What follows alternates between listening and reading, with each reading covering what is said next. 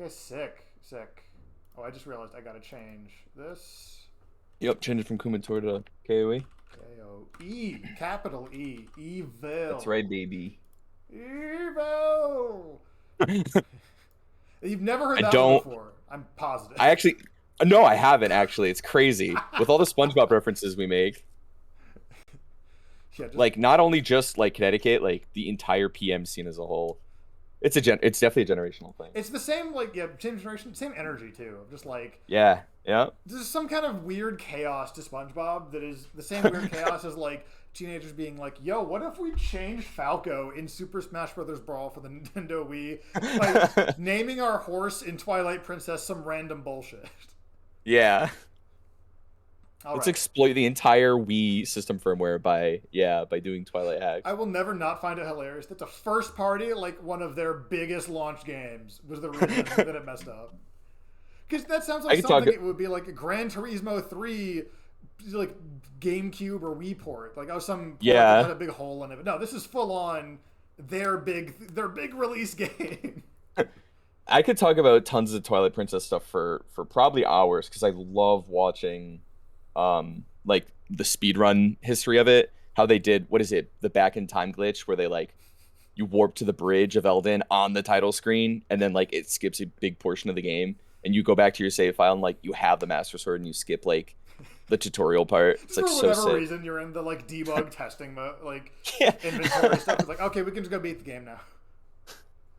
All right, Anyway, yeah, back to the let me know when match, you're as it ready. were. Yeah, yeah. I'm gonna turn this down a little bit Let me or a actually go get lot some bit, I water guess. real quick because Yeah, that go was like ahead. an hour 20 of me not monologuing, but more or less monologuing. So I need Yeah, I'm gonna do the same actually because I my throat's been getting drier and drier. I'll be right not back. yet, little girl. Not right now. Not right now. I promise, but not right now. Oh, today's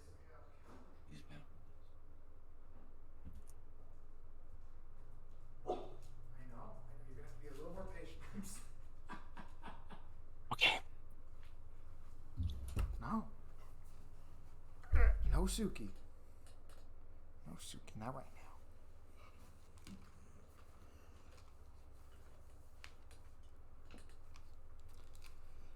So I'm taking care of my roommate's dog, and it's about Mm-hmm. that time where she's done the math. She's like, "Hey, it's been a minute.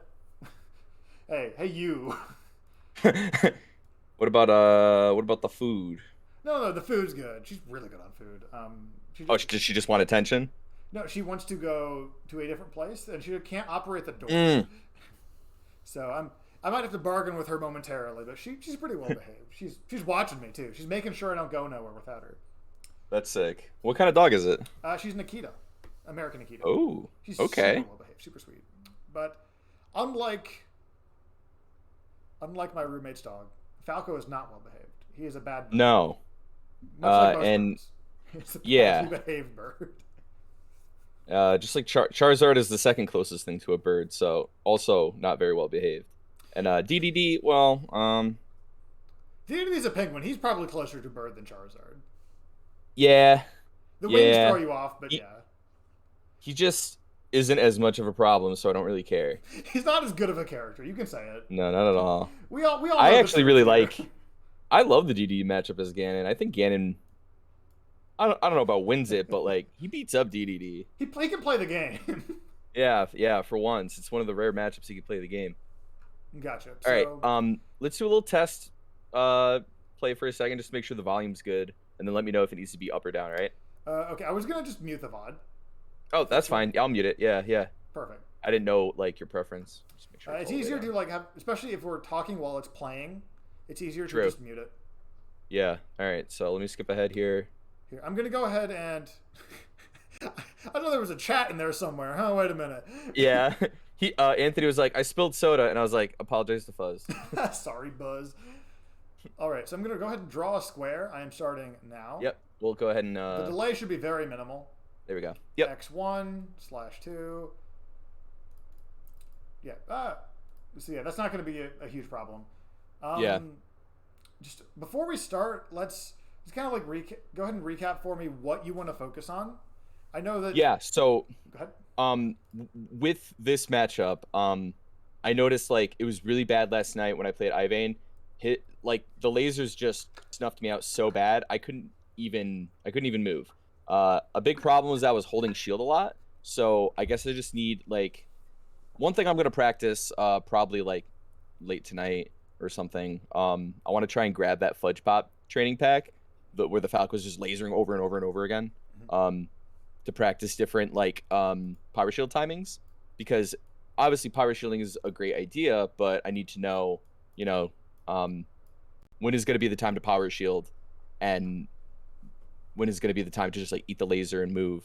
Or I mean, shielding might not always be bad, but I just need help identifying like what am I doing wrong, where are there windows of opportunity. Some I obviously know, but I need to not get eaten alive by this character anymore. I really like your phrasing there, especially as Ganon. Windows of opportunity. Yeah, You because have like a that's few against spaces. yeah. If I get the up throw, like there's a lot I can do. Um, fair is not guaranteed at middle percents. I've been realizing they have to be a little bit higher percent, and then it's guaranteed. But I could do up air, I could do nair, stuff like that. So um, I have to keep stuff like that in mind. But yeah, like if I get a grab, I can go really far with it, and that's a great window of opportunity. But I don't always know when. Right. Grabs, any knockdown where they can't just tech away from you. Yeah, yeah. Those are probably your two biggest ones against spaces in general, especially against Falco, because you don't have that ability to like move and control that, hover in this airspace nearly as much as you normally do. Yeah, agreed. Okay. All right, so let me know when you're ready, and I'll go ahead and play it up. I'm all good. Okay, I'm gonna play. Okay. Okay, so I think, especially on stages like this with like multiple platform levels, I think something you want to avoid as best you can is you don't want to be on the same horizontal plane as Falco. Yeah. So I should try to focus on being above or below him. Yeah, go ahead and pause it real quick for Okay. me. Yep. So let's see whether Falco's here. Actually, if Falco's on the plat, he has a better time going down because of dare. Mm-hmm. But he can't laser you, and you know the dare is coming. Like Yeah. it's very good, but it's very straightforward. Yep. And the reverse is worse actually for him. So if he's here, and you're above lasers, you do have to fall into them at some point. And he can pressure you with like nair a little bit, but it's not like a Marth sword. The most threatening thing he probably has is grounded movement into up tilt, but that is hard. So that's one of those things. Respect you. You can't just play the game afraid of fancy pivots into up tilt until your opponent is convincing you that they'll do it a lot. Yeah. So I kind of like how you started it, where he's going to just chill here for a little bit. You move down, you move around in this take the space while you can kind of deal. Yeah. And then you even, at the beginning of that, you even like are correct. You dash away from the dare as he comes in behind you. Brawl pivot grabs are busted, even on characters with tiny grab range. Yeah, and Ganon's is actually really good. His boost pivot grab is pretty good. It goes pretty far out in front of him. So that's one way you can get that grab, both defensively as now, once you grab them a few times that way, now they have to worry about, every dash back could be a grab too. Right. Like a 2-in-1 kind of thing. And then offensively, that makes your threat range so much scarier. If they're shielding here, that's a different timing of grab, that's a different spacing of grab. That opens up a lot of your options. Could even condition for flame choke, like make him afraid of flame choke, because obviously that's like the meat and potatoes. So what is your goal for the tech chase for flame choke? Is it still just grab? It could be grab, it could be dash attack, or if I know where they're gonna roll, like after they fall, if I know they're gonna either get up or roll in or something, like I could down smash. And down smash is really good because that's like a guaranteed fair at like almost any percent. Like it's rarely not, only at the really high percents. Gotcha. But like anywhere from like low to middle percents there, that's definitely gonna be like a fair and up air. Gotcha. I'm not trying to say you shouldn't do that. I'm just saying my concern is that grounded, like regular grab is very rewarding. Right. And there are percents where regular grab up throw is probably better than flame choke tech chase for that reason, because it's just a confirm.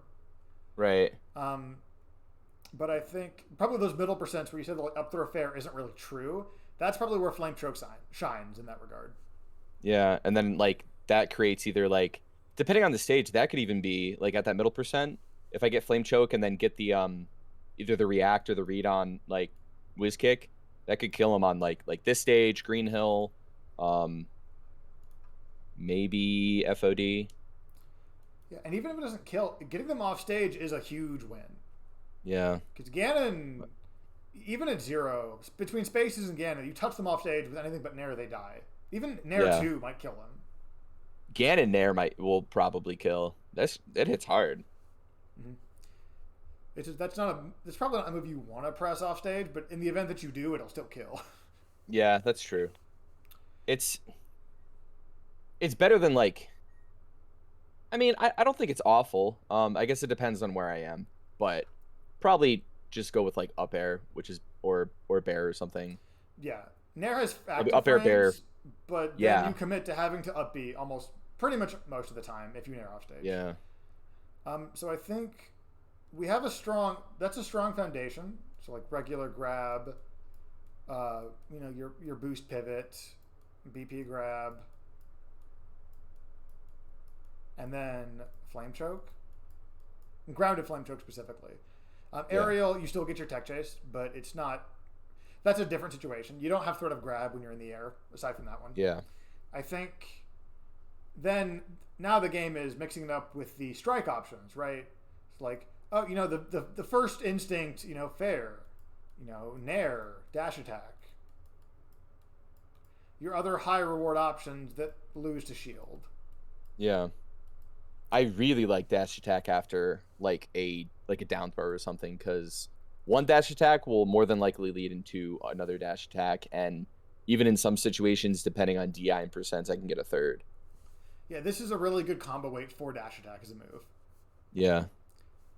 So the kind of I talk about strike grab a lot, and the kind of basics of that is because shield diminishes over time.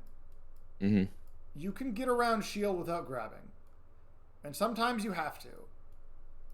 So because shield has like 3-ish seconds, if someone's shield and isn't hit, about a little over 3 seconds they die, because you're Ganon, so you get the taunt kill especially.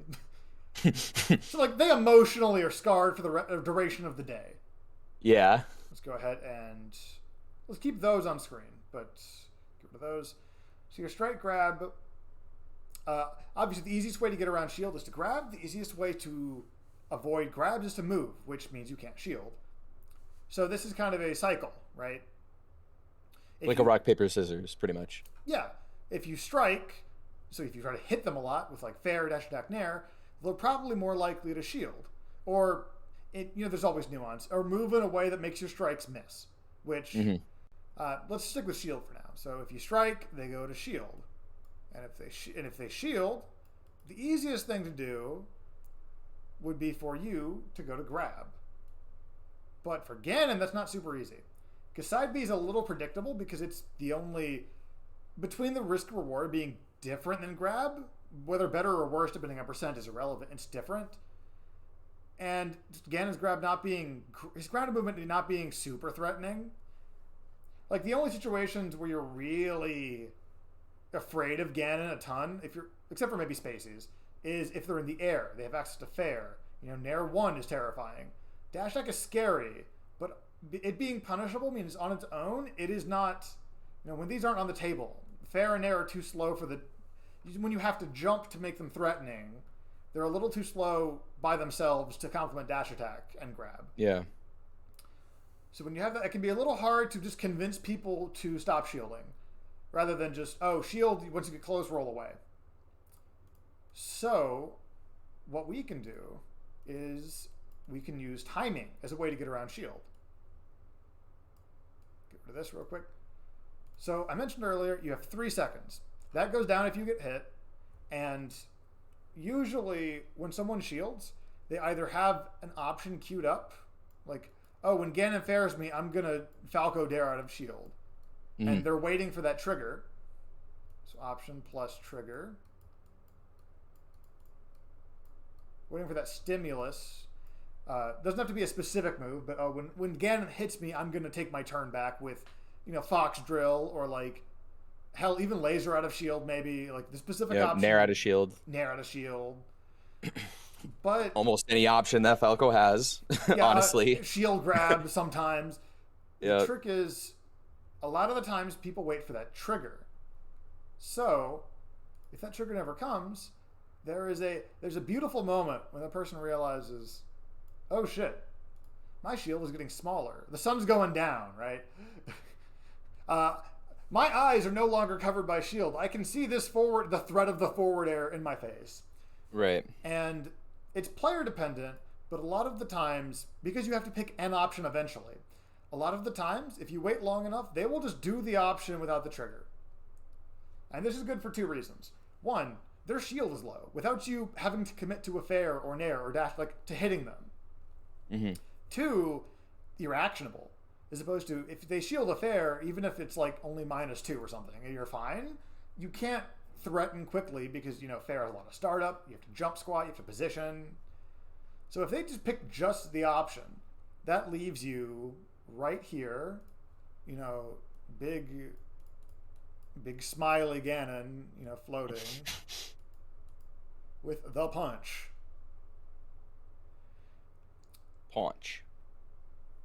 The reason this works is partially because Ganon float means he can pressure the situation for longer. Mm-hmm. But also because when you don't give them something to like react to, and they realize their shield's getting low, Ganon especially, this is a terrifying thing to get clipped by. Even at 20, this is like a knockdown. Or being knocked off stage or like a Nair is a huge combo starter. Dash attack, huge combo starter. So if you don't hit them to the point that their shield is now getting concerningly low, now they have to worry about, they don't have to worry about these grab mix-ups because they don't you have timed it such that these can now feasibly beat shield, and shield is getting scary enough to where if they wait too long or shield a hit bigger than they expected, you might break shield and kill them. Right. So, and honestly, I'll be level with you. Ganon's grab threats are not nearly as versatile. Most characters aren't, but especially Ganon, he has to be grounded for most of them. And yeah, the throws are great, but if the throw leads to fair and their shield is super low and they're afraid of fair anyway, you can cut out the middleman. You don't need to worry about trying to get like super close for the grab when if you're here, you can exert the exact same threat. At least when shield is low specifically, you can exert the same threat without having to commit to being close to shine, being close to bear, that kind of thing. You can cover this area, this whole yellow square, just by floating here when their shield is low. Right. Because especially with Ganon jab, right? If you do fair jab, most people don't actually ever let their shields get low enough to know how much shield they truly have.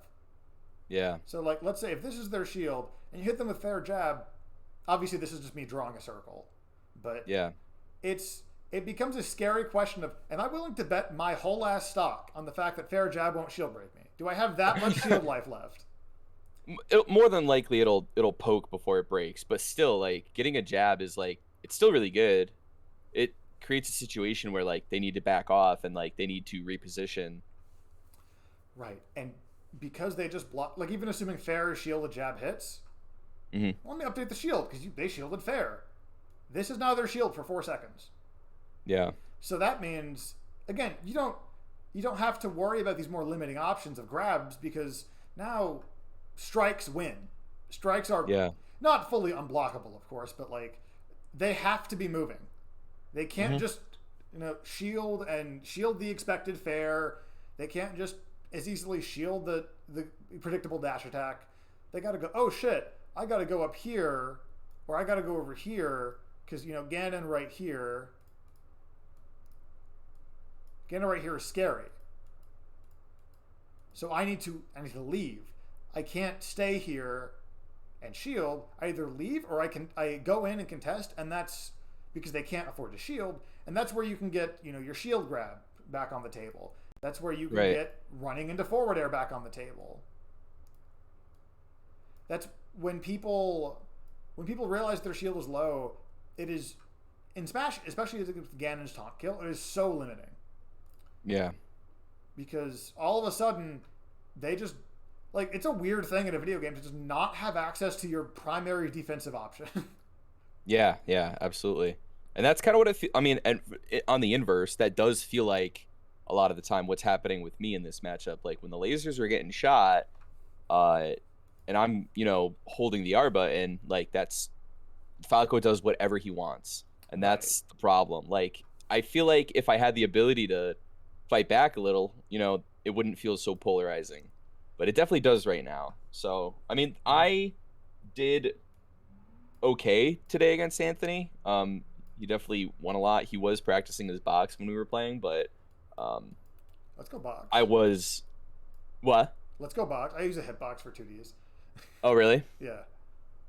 They're fucking. I would love to use one. Like, if I had one, I would probably play like a lot of Wolf on it.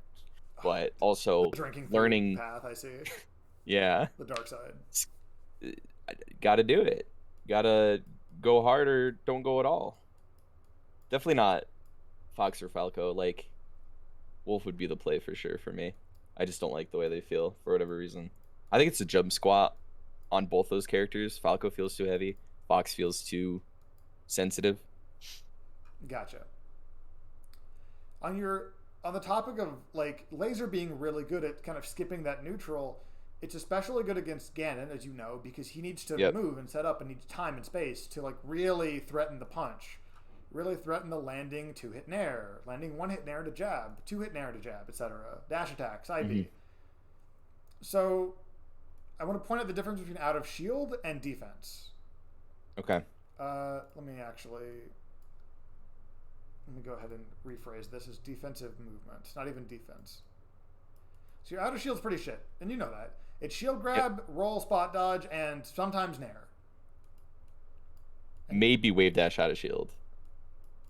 I count that as like movement in that way. Okay, yeah, fair enough. Because there's a big enough gap there to where you kind of need to be betting that you're not getting pressured super tight by a Falco. Versus in neutral, Ganon's defense is actually, I think, really good. It's slow, but that's really the only mark against it. You've got range, you've got damage, you've got the ability to stall in the air with Dead Man's Volley. Right, you've got float, which by itself isn't terrifying because you don't get like float counts or anything, but it lets you extend your threat for longer, which is time. Yeah. So, like, let's say without the gun, trying to approach a Ganon who is in the air is super rough. The numbers on it are usually pretty bad. And because of that, that's partially why Falco shoots the gun, partially because Falco just shoots the gun anyway. Yep. I think Ganon's mid-range defense is pretty good. So we'll say mid-range or neutral. But because the out of shield is bad, Falco is going to want to never be in that middle ground. Either shooting the gun at full stage and just annoying you, or having enough distance that either shield grab whiffs or it's tight enough that shield grab whiffs. So because of that reason, I think defensive movement out of shield is still a pretty big win in the matchup. Partially because you get out of pressure, and it's always good to get out of pressure and reset to neutral if you're in pressure. That's a win. Partially because if you get out of pressure, this is on the table again. Right. And if you're at this spacing, where let's say this is Ganon and that's Falco, right? Shooting the gun is scary. He has to back up to shoot the gun. Right. Which means if you also move forward, you can't match him 1-for-1, but Falco is not super fast. Like, you can start basically running him down, forcing him to make a decision before he runs out of stage. Because if he just fully runs into the corner, you are now in control of the horizontal spacing. You can make this mid-range, you can use this range, the tip of your fair, the tip of your bear. Your up air can cover this plat here. I'm going to draw over this real quick. This plat here really well. So you have a lot of the power in the matchup once he's cornered. Oops. Because Falco just doesn't have the mobility or the buttons to beat that. Yeah. So I think knowing that he wants to either be, we'll use the same spacing. He either wants to be like here, or he wants to be over here. This is the no man's land for Falco, and this is where you want him.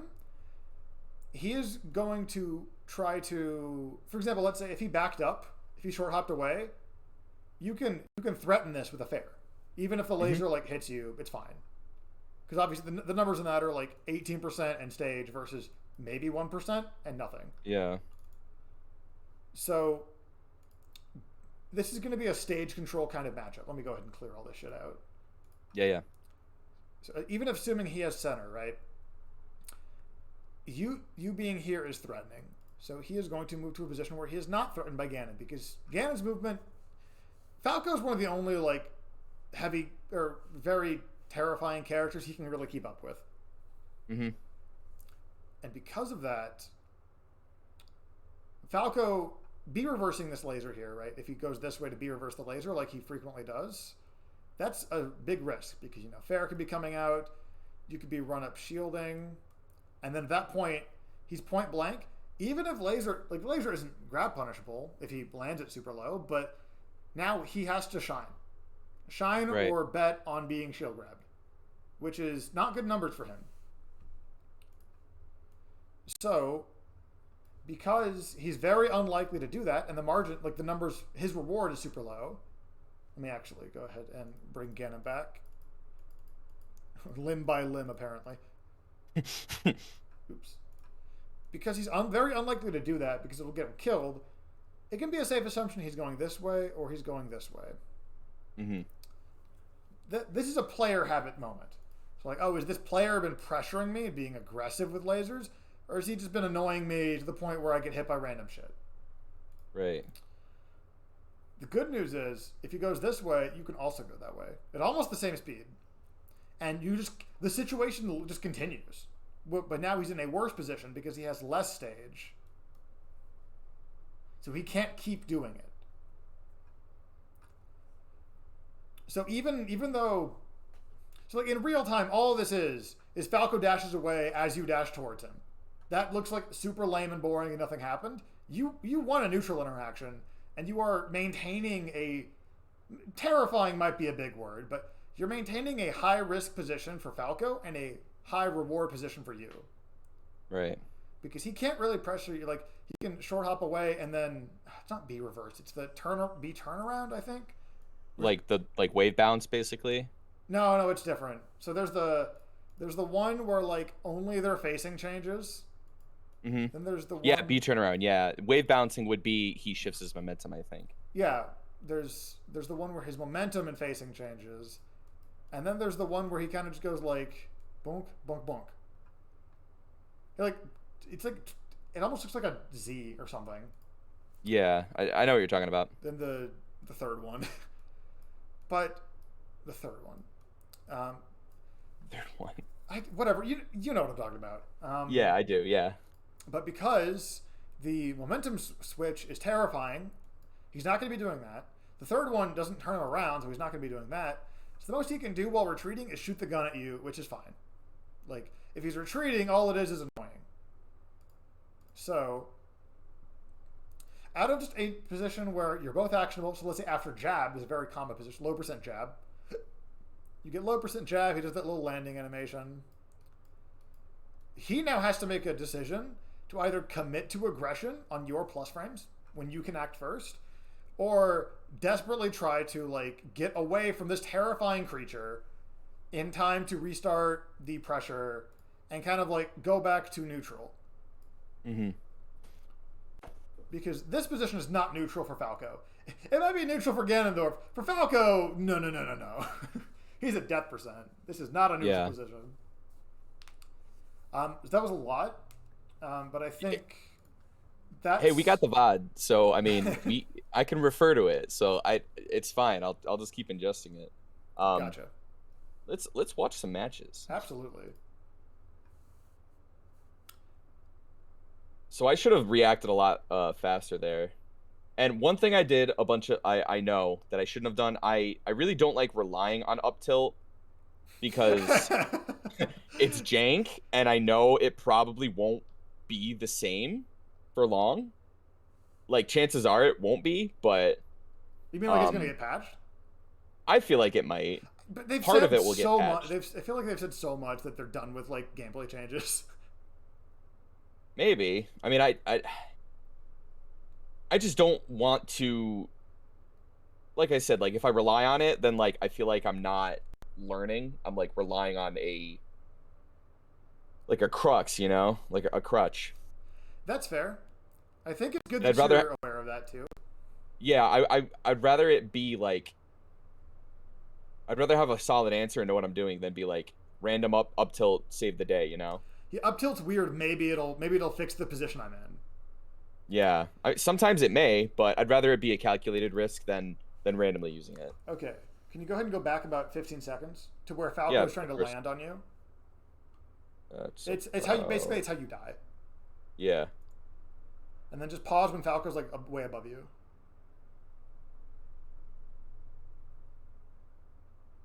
Like that. Yeah. So just back up a teeny back. bit there. So I noticed this earlier in the stock too. I think I'm. Oh, is it right here? I think. Oh yeah, it's right here. Here. So Yep. okay, perfect.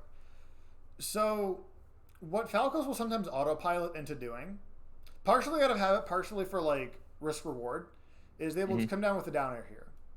Right. This down air could kill you if you get hit grounded, but if you jump into like up air or something, you just tech. Like you just rising up air, toss a tech in there at some point, tech away, maybe if you want to be super safe, and suddenly, oh, you hit him all the way over here if you hit him, and if you don't, you just back up like 20 feet or a few feet.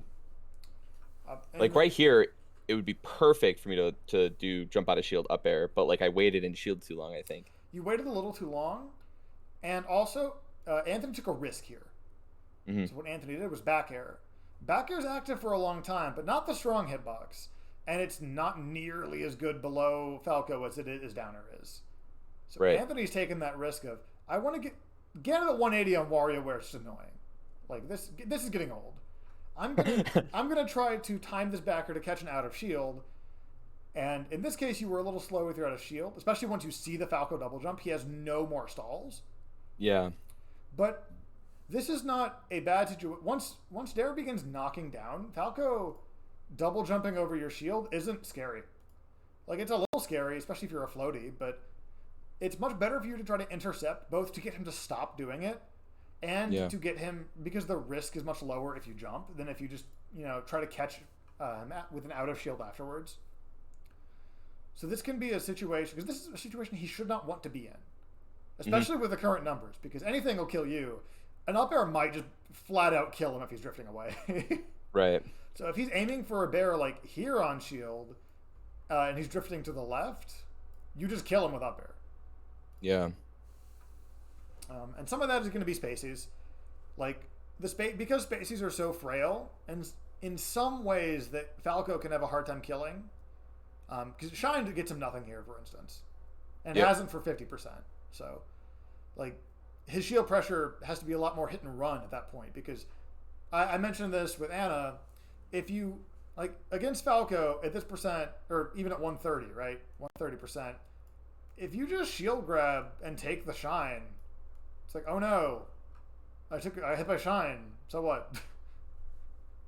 I'm just in the air. Versus if he gets shield grabbed to any percent for most characters, that's a big problem. Like that can, like I had this, he can easily lose the stock for trying to Shine, and the reward is like 8% and a little bit of stage, which they can cover decently, but they're not Marth. They can't they're not going to juggle you for 80%. And similarly, I mentioned it briefly with Anna. I don't want to go over the whole thing again, but if the Falco player can convince the Ganon player or the other player that, oh, actually, maybe they spot dodge the grab and get like something else. Actually, that's not 8%. That's 25%. Or that's the stock. Then at that point, that's how you get people to stop shield grabbing your pressure as a spacing. When Shine doesn't kill them or it doesn't lead to anything. at these higher percents. Because even if they don't do that specific anti shield grab option a lot, if they do it once or twice, that's usually enough to get you to hesitate or be concerned about it. Right. So is it just at that high percent, do you think it's just more worth it to go for a shield grab? 100%. Right. Because I mean, they're probably gonna. I think Heist was honestly talking something about this very recently. Like, because when you're at a higher percent, you play more reserved. It's more worth it to go for it, because if you get it, you could take that way longer. But like, if I get hit by anything, like, I'm already gonna die. Like, I could take away and run with it. So, and he does that a lot too. He'll shield grab spacies, even though that's a scary thing to do. Yeah. So for the Falco, a shine at 130 is nothing. But against the Falco, so the risk, from the Falco's perspective, the risk reward here. The reward is meh. The risk is terrifying. The risk is huge. Yeah. Yeah. So this is something they do to keep you honest, not to put themselves in a better position necessarily. Yeah. Like, Falco Shine especially is kind of bad about this, where once he stops getting confirms out of it, he has a hard time sharking in a meaningful way compared to most of the cast. So what he'll do is this shine is only to keep you from getting this grab. So because if he doesn't stop the grab with something kind of airtight like Dare Shine versus Dare into like up tilt, then the possibility of him getting grabbed goes up. The possibility of him being in excruciating pain also goes up. Yeah. But at some point they will need to do something different. But that is something, as the Ganon, something for them to worry about and for you to wait for. So let's say you shine up tilt again, or Dare up tilt again as an example. If they're afraid of you shield grabbing them here, actually this is a really good example now, then they're going to take options that either beat shield grab or bait shield grab. So let's say you're expecting a Dare here, and it has to be really close because he's back turned. So you're going to shield grab the Dare, and then maybe get hit by Shine, maybe kill him. Who knows? If he looks like he's going to... Actually, Mango is a really good one too for this. He might drift away at the last second. What Mango loves to do is this, like, especially if he burns double jump, he'll be here, and then he'll wave dash away at the last second, and then F smash. Oh, yeah. Because that's how... So actions have risks and rewards. When you shield grab, the risk is... For Shine, the risk is super low. The reward, shield grab against Spacey, super high. This is how he introduces a higher risk option. He corrects your understanding of the situation, and he says, actually, the risk is also the stock, much like the reward is. The risk can be the stock, which is the important part. So instead of 8%, he's convinced you that the risk could be your stock. This also works at like 90 to 100 and is a neutral interaction, so it doesn't rely on like Shine being a certain percent. Which is why he does it. Maybe not a lot, but he's been doing it for so long. Because it's not character specific. Everyone can screw up spaces of up throw almost. It's not like, when I say not spacing specific, I mean that the wave dash over here will work pretty much from any spacing except for like against Marth, like level grabs. Yeah. So that's something you have to be kind of on the lookout for eventually. But until they start doing that, like, just kind of make him start doing it. It's too much effort and focus to be playing the game like, oh, from this position, what if Anthony late back airs me? What if Anthony wave dashes away? What if Anthony Dare shines me? What if, like, you got to pick one or two. Yeah. So just pick the most common two. And when in doubt, just put them in the box, like stereotype. It's like, oh, what is Falco going to do, right? Falco's going to do something into Shine. And if he does that, my shield grab is pretty safe. Falco, maybe, especially melee Falcos, they might do the mango bait, the thing I was just talking about. In that case, I die. Or the mango bait. But in that case... If I grab, I die, right? If I grab, I die, but if I wait, I win the exchange. Yeah. So it is by definition reductive, but it's reductive in such a way that you can now think about the match.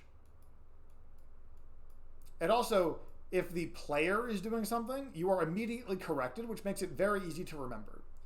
Mm-hmm. So like here, I'm not saying you were thinking of both of these, but let's assume you were, right? Like, oh, I could do either of these things with good reward, or I could do, my option is up air. Up airs, and it's a good option too. I'm not trying to paint this as a bad option. But now, information in the Anthony box is, one, he's aware of that up air. Two, he will punish the up air. Because that bear is very specific. Yep. Punish, blah, blah, blah. And this is blah, blah, blah. So now that's information in the box. Because that late bear on shield is not super good. It's also not even like it's a very specific and difficult punish on the up air in the first place. So if this option is hard to do, it might be worth it to just do it again. Like, call them out. Hey, can you consistently time and space your back air such that it cleanly beats my up air when we're at high percent? That means he has to mix up his left-right drift. He has to mix up his fastfall timing. And he has to mix it up in such a way that his more precise move from a more difficult angle will cleanly beat your move that you can just toss out there. Yeah.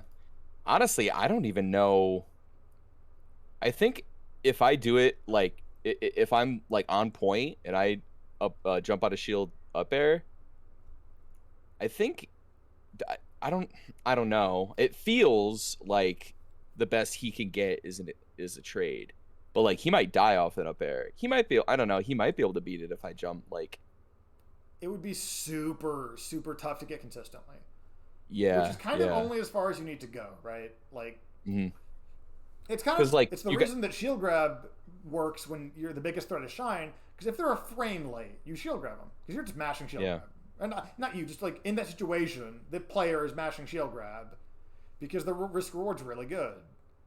And the chance of them messing up it's not zero. The chance is decently likely. Is his dare shine? Does his dare shine grab beat my shield grab after he shines? Don't know the numbers on that. I would assume shine grab beats shield grab. Yeah, I think it does too. Like, it's literally frame 1 hitbox, frame 2 jump, frame 3 grab begins. Yeah. Whereas if it does 2 frames of shield stun, you lose on numbers, you know? Yeah. But again, but then at 180, who cares, right? Yeah. His throws aren't really, unless it's a mix up and I DI wrong. His throws aren't really that scary. But at that point, we have to go so far down the rabbit hole of not only the decision making and the awareness to be like, okay, we got dare, we got shine, grab. Now we have the mix up. And depending on the character, you might still need like a follow up off this mix up. So maybe like mix up confirm. So like, let's say Lucario on a moving plat, or like a character with a left right grab on a moving plat does not have that same mix up. It is different now. So even after all this stuff, maybe he does like a back throw as you're on the moving plat, so you go into him. That still relies on you not realizing that in time and doing something wrong. So like, this is a grocery list to kill someone at 180. As opposed to, hey, if you shield grab and he messes up. Like, and there are times that you can't just rely on that for sure.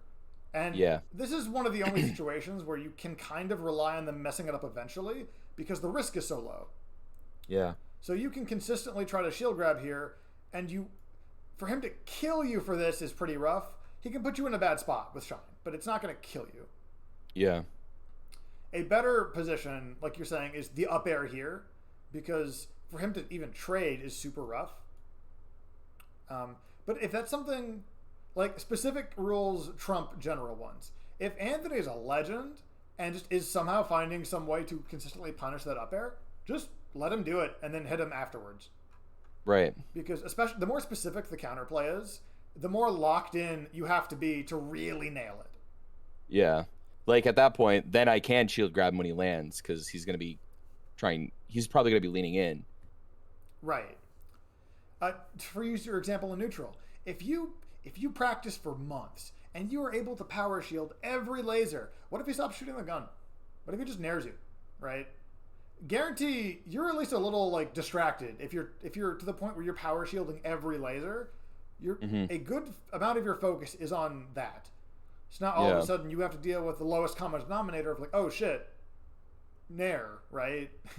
You got to kind of like restart. You're like, okay, wait, I got to get back to what I was doing. Yeah. And then he can shoot the gun again, because it all loops, right? Yep. So we have, let's just say we have good move, and then that good move has counterplay. Even if it's a really good move, and the counterplay is like take the shine, for instance. If you're doing the counterplay, that means, in a sense, that means you are distracted or focused on, the laser or, something else. Yeah. I'll say focus / distracted. You're tunneled in is the point. Yeah. Like that, what do they call it? Flow?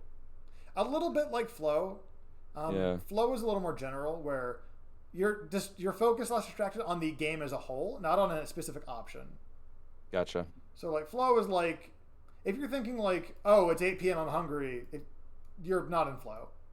Yeah. If you're thinking like, oh, if I win this, I get to go to X, you're not in flow. Flow is just, it's only game brain empty for most people. Yeah.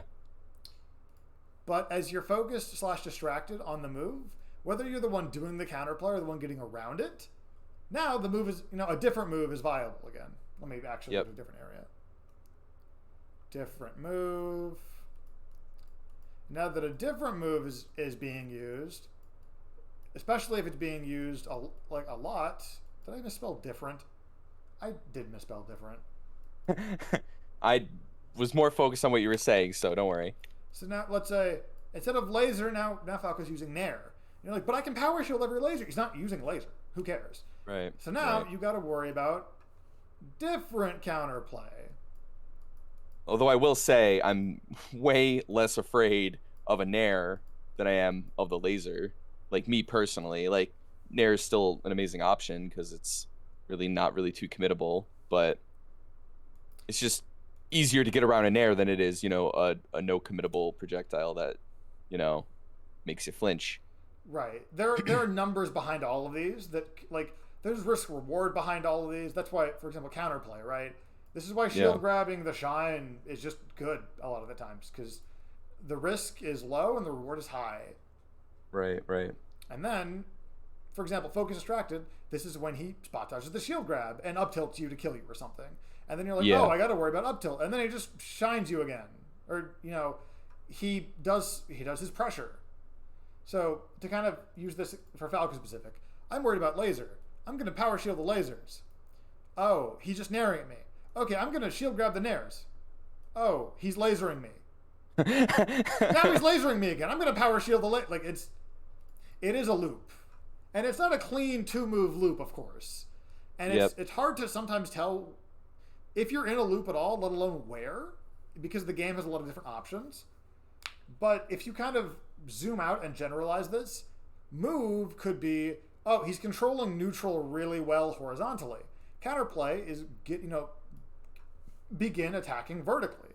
Now that you're only attacking vertically, he's up tilt anti-airing you or down airing on top of you. And now you're like, oh, I should worry about this. I have something else I'm doing. And now he's using horizontal space control again. And it just keeps going. Yeah, it just gets more layered the more you think about it. Right. There is... Until someone loses 4 stocks. Yeah, and then the game ends. Or then the set ends. Or then, the tournament ends. And you pick up at not a random point, but now... Let's say you all figure this out, right? You have your whole Ouroboros of counterplay, and like, okay, good game, Anthony. The better player won. What about if you play him on losers? Where do you start? Is he going to start with like, oh, I'm just going to laser, or is he going to start with, oh, I'm going to worry about vertical movement? And are you going to start with like, oh, I'm going to worry about laser? Or are you going to say, oh, he's going to start with vertical movement, so I should worry about, my up airs? 9 times out of 10, I feel like they're going to start lasering. Well, for Falco But specifically, yes. yeah, Because yeah, it's free. yeah. He has a gun and he It has is. infinite ammo. Of course he's going to shoot the gun somewhat, but like for less extreme examples, you see my point though, right? Yeah, So like for Dare Shine, it's like, oh, is he going to dare shine?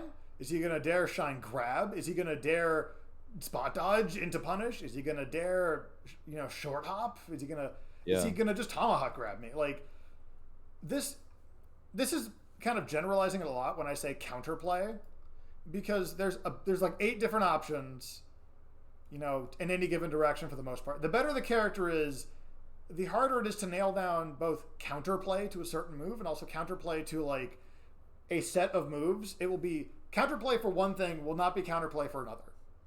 Right, right. So you'll have to be more specific with like, okay, Nair, I can short hop up air. What if I short hop up air dare though? How does that interact at X%, right? What about, wave bounce laser into approach, but I don't have the time to jump anymore?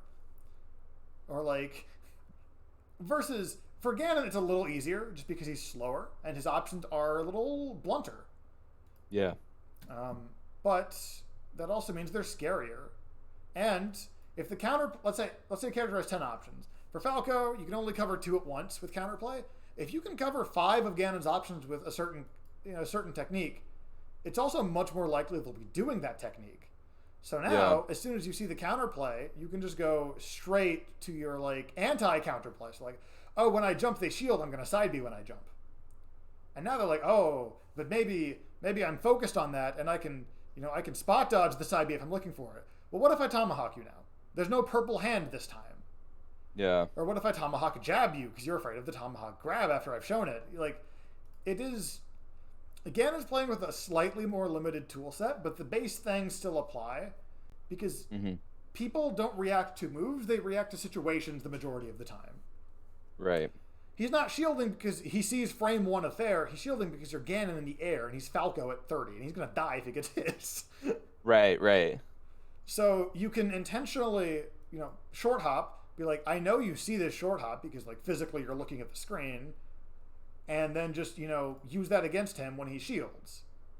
Or maybe if he's like, oh, I'm gonna flicker shield and then Falco Nair you when you short hop, maybe you just go back to move, go back to fair, right? Yeah. And this all loops. But yeah, that's a lot of conversation about a circle, basically a circle with moves attached.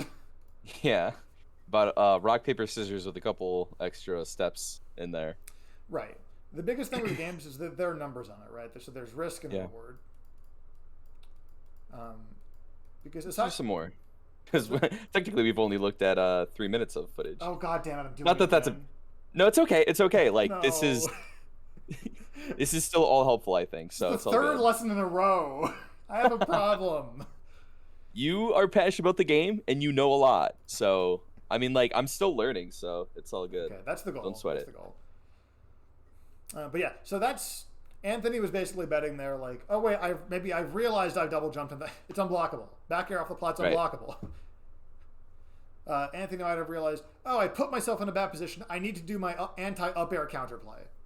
Yep. Or maybe that might have been a bait from the start. Is this? Oh, no shine fire. And it can even be the same move. So like, for Spaceys, early down air versus late down air on shield. That's the same move being used in a different way to punish different things. Right. And that's not just a Spacey thing either, of course. Yeah, I mean, I use Nair differently depending on timing. Nair 1 is, gives me plus frames. Like it's like 1 plus frame. And Nair 2, is more of like a combo extender. I mean, 1 is also a combo extender, but, different situations. Right. Ooh, I think, back up a little bit, that short hop Nair, I think you could have shield grabbed it. Being able to find these situations, this one, Yeah. I think this is either shield grab or at worst, it's the same kind of deal of like, You're at getting hit by 140. the Up throw's a yeah, kill. Why not? yeah. Part of this is just habits because this is a fast thing to react to. Hmm. But it's like the reason I'm seeing it is because I played against Mojo for like 4 years and kicked my ass weekly. So Yeah, I had to I had to learn this or just get thrown in the fire. yeah, Same thing with the pivot grabs, right? Mutu's pivot grab isn't great, but it is a pivot grab and it gets the job done. yeah, Yeah. yeah. I think that would have worked, honestly. In friendlies Maybe. as well, it's usually easier to in friendlies and in like local tournaments that are relatively low stakes. It's Hmm. easier to try something and die for it. Oh my god, bonkers! You really didn't want to get jab reset, huh? I really didn't. It's I easier never to wanted. try something and get killed for it because then it sticks out in your mind versus not trying it and playing what if in your head. Yeah, yeah, agreed. I try to play like, as best and serious as I can, like all the time, no matter what. Like friendlies are just seriouslys to me, but um, there's still a pretty clear difference. Yeah, and I think there are definitely ways in which playing. Oh no. Yeah, Like playing a little looser in friendlies frees you up a little bit to be like, oh, let me try something. I don't even think it'll work probably, but why not, right? yeah, yeah, Like let me try. Maybe I've been having issues with spot dodge, or this player's been spot dodging a lot. Let me try float into like down air. Maybe they're trying to if they're gonna call me out really hard on something. and like I think the biggest thing I was focused on here with Anthony was like, hey, don't, make sure you don't stay in shield. Like even if I'm gonna get hit, it's okay. Try other things out so that I don't get eaten alive. Make Right, it harder for him. right. Make it as hard as possible, and then also if you're probably gonna get hit, especially in this matchup, just get hit in a way that doesn't kill you. Yeah. That might be like, eating a dare at heavy percent, but in the air so that like I don't get spiked. I like, like you said earlier, tech. Right. It's a survivable position rather than just death. Yeah. I God, really need to clean up my edge guards on Falco. I need to learn the timing of like when I'm gonna up air. And I try to focus on it. I'm like, all right, listen for the startup. But I think if I listen for it, the move comes out first. so go ahead. Oh, you don't have to pause it. Actually, it's the way that I do it is Hmm. because Falco and Fox and Wolf and Gang all fall so quickly. I react to them not falling Right. because especially in Oh yeah. tournament venues, you're not gonna always have that audio unless you are the one who sets it up. Yeah, true. Or So like carry headphones or something. right, and even then, you got like a converter you got to get for different CRTs. It's a lot of Yeah. problems. So what you can always react to though is the visual stimulus of Falco stopped. He doesn't stop in the air unless he side Bs or up Bs, and up B is like 30 frames before he moves. So Right. that you can cover on reaction, whereas the side B you gotta like react to the stimulus and then hit the button ASAP. Yep. So that can be I'll have to one thing that could help. like if I think even at like 20 or 30%, if I had a Tipman on a Falco, I don't think he's coming back at all. Oh, absolutely. Like the percent doesn't matter, honestly, because Ganon moves all hit hard. That's almost worse. There's a lot of Yeah. extraordinarily weak moves that send nowhere that still kill spacies automatically. Off stage, just because like they're spacies, right? Yeah. A Ooh, little hard against Fox, but yeah, Fox and Wolf have it better, but like the goal is and not to send them to the blast zone. The goal is to make them up B and then just hit them. yep. And there was that example about like maybe 15 seconds ago Oh, of I up threw him at 60 and the forward air missed. right. That might be a place to experiment with, like, this percent is dash attack. Like, would I prefer dash attack? Would I prefer up air? Would I prefer maybe like a tech chase? Maybe down throw a tech chase just to mix it up a little bit. Especially if they're not ready for it, Frank. Because if they know that the up throw, it's not like a tech trap necessarily, but if they are expecting the up throw, they might go back to a panic option or a habit on their tech option. Mm-hmm. That's something also that Anthony. That's something also that is kind of useful, especially in these matchups where the other character is just better at offense than than your character is at defense. Yeah. At least defense in this like shield way, where like they're already on your shield. Is try to have a read on like what their habits are, because one, you're gonna need those habits.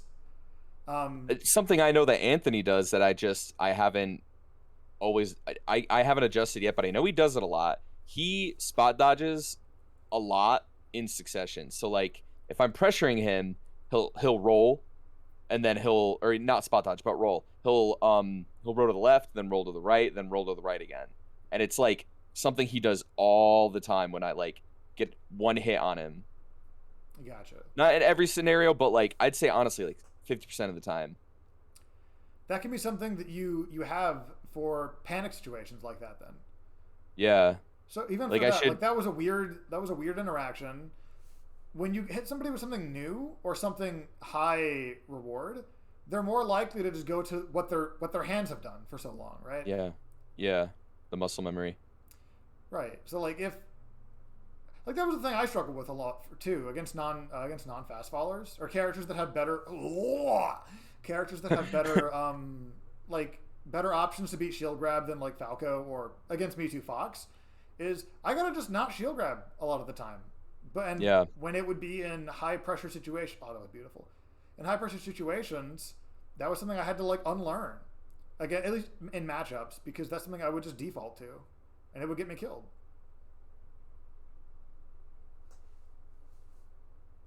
Yeah.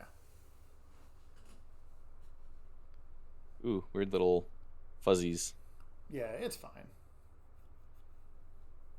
Because the majority of this VOD's pretty clean. Definitely very watchable. Shoutouts to the fucking, what do I have? The ROG Asus 3070 Ti, I think I have. Ooh, nice and fancy. Actually, it was so weird. I got it off Newegg from a raffle. Kais, I was like, yo, can you just enter this? And like, if you win it, I'll just pay for it. And he ended up getting it. Like, I had like literally 10 people do it for me, and he was the only one who snagged one. Damn. That's a play though, honestly. Yeah, absolutely. Being like, I'll pay you for it. I can help only me enter get my one. hands on it, man. I need my fix. Nowhere else has it. In my work, we sell PS5s, and we actually have stock. And we also have a lot of computers 3060s in them, but we don't sell those. But we get the question all the time, reasonably so, like, hey, wait, you guys sell PS5s. Do you have graphics cards? Like, no, we don't. Nah, sorry, fam. It's like, I really needed a graphics card, too, because out of nowhere, my PC, it was definitely my graphics card. My PC would just freeze for no reason. Like, it would turn into a either a white, black, sometimes, like, greenish brown, or black screen for, like, no reason. And it was, like, really inconsistent. I couldn't really replicate it. But when I used an older graphics card, it was like a GTX 570, like really old. It wasn't doing it anymore. So like I definitely knew it was a problem with my card. And like what I want to like, you know, do stuff. I want to stream and make videos and stuff. I'm not gonna talk about that because I haven't done that forever. I can't do it with a friggin' one a broken card or two a 570. So it was just like a purchase I definitely needed. Yeah. I'm glad you had the opportunity to get that then. Yeah. Me too, gamer. Fucking Falco there, man. It's so, like, not committable. It feels like it's so hard to do anything about it. I gotta, like, roll or just wave dash out of shield when it happens or something. Like, or especially with these double jumps, you can, or even with a normal jump, but with a double jump, you know they can't change it. You gotta intercept it with the up air out of the full. Oh, yeah. That's something I was not noticing. Like, I was more concerned with the dare rather than the double jump. But Anthony has been double jumping a lot, actually. There was the regular jump. Yeah, there was the double. Instant. Yeah, he does instant. It's like a Falcon thing, too. A lot of times they'll instant double jump. I know in Melee, some players like to do it for the different spacing, even though it's risky. But in PM, I think a lot of players, it's just a habit from like when we were all bad. Yeah. So I started playing Falcon. I definitely did that a ton for no reason too, or for not a good reason, more specifically. I definitely used to burn my double jump a lot as Ganon. I might still do it. I didn't even think about that. Yeah, against Yep. Air Falco, down it's kind tilt. of hard to jump out of his stuff, so it's less prevalent in this matchup. But Yeah. there's a lot of he no jump, yeah. And there's a lot of matchups and combo games where sometimes just taking the hit is preferable than double jumping, even if it's even if there's a chance you double jump out. Like because the gamble, right? Because you're guessing on what they're going to do. It's educated, Yeah. but if the gamble is 40% and keep your jump, or it's I lose my jump that's stock because I'm Ganondorf recovery. Mm-hmm. Then there are times and places for both of these, but Right. I personally really dig this one because you can always play neutral again, but you can't just get more stocks back. Yeah.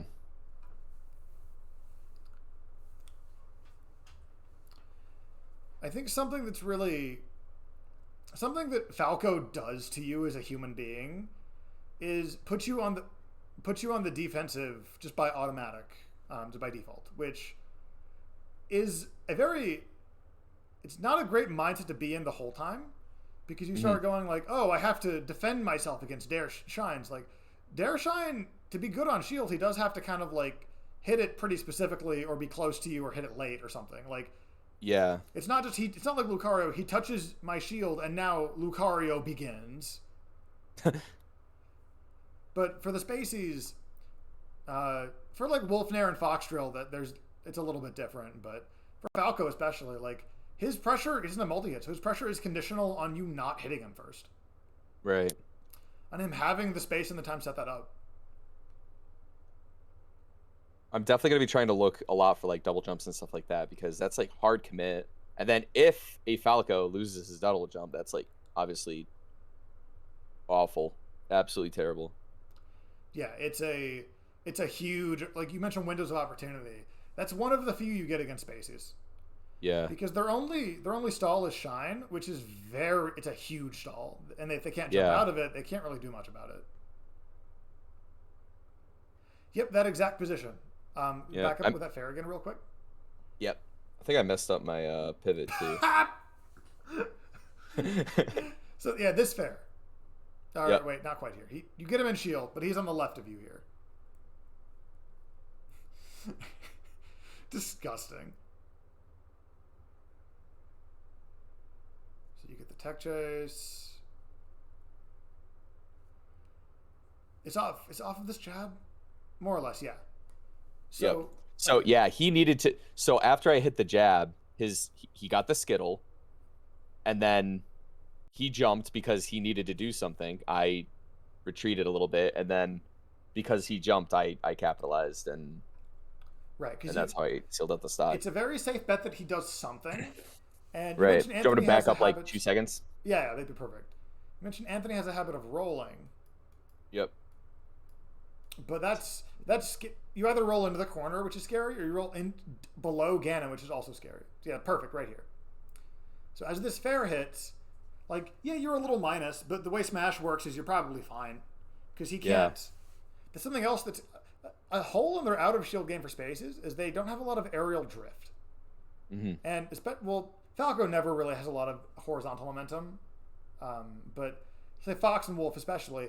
They don't have enough aerial drift to really threaten much. So they can get like a Nair from here. Or maybe like a Wolf Fair slashing out there.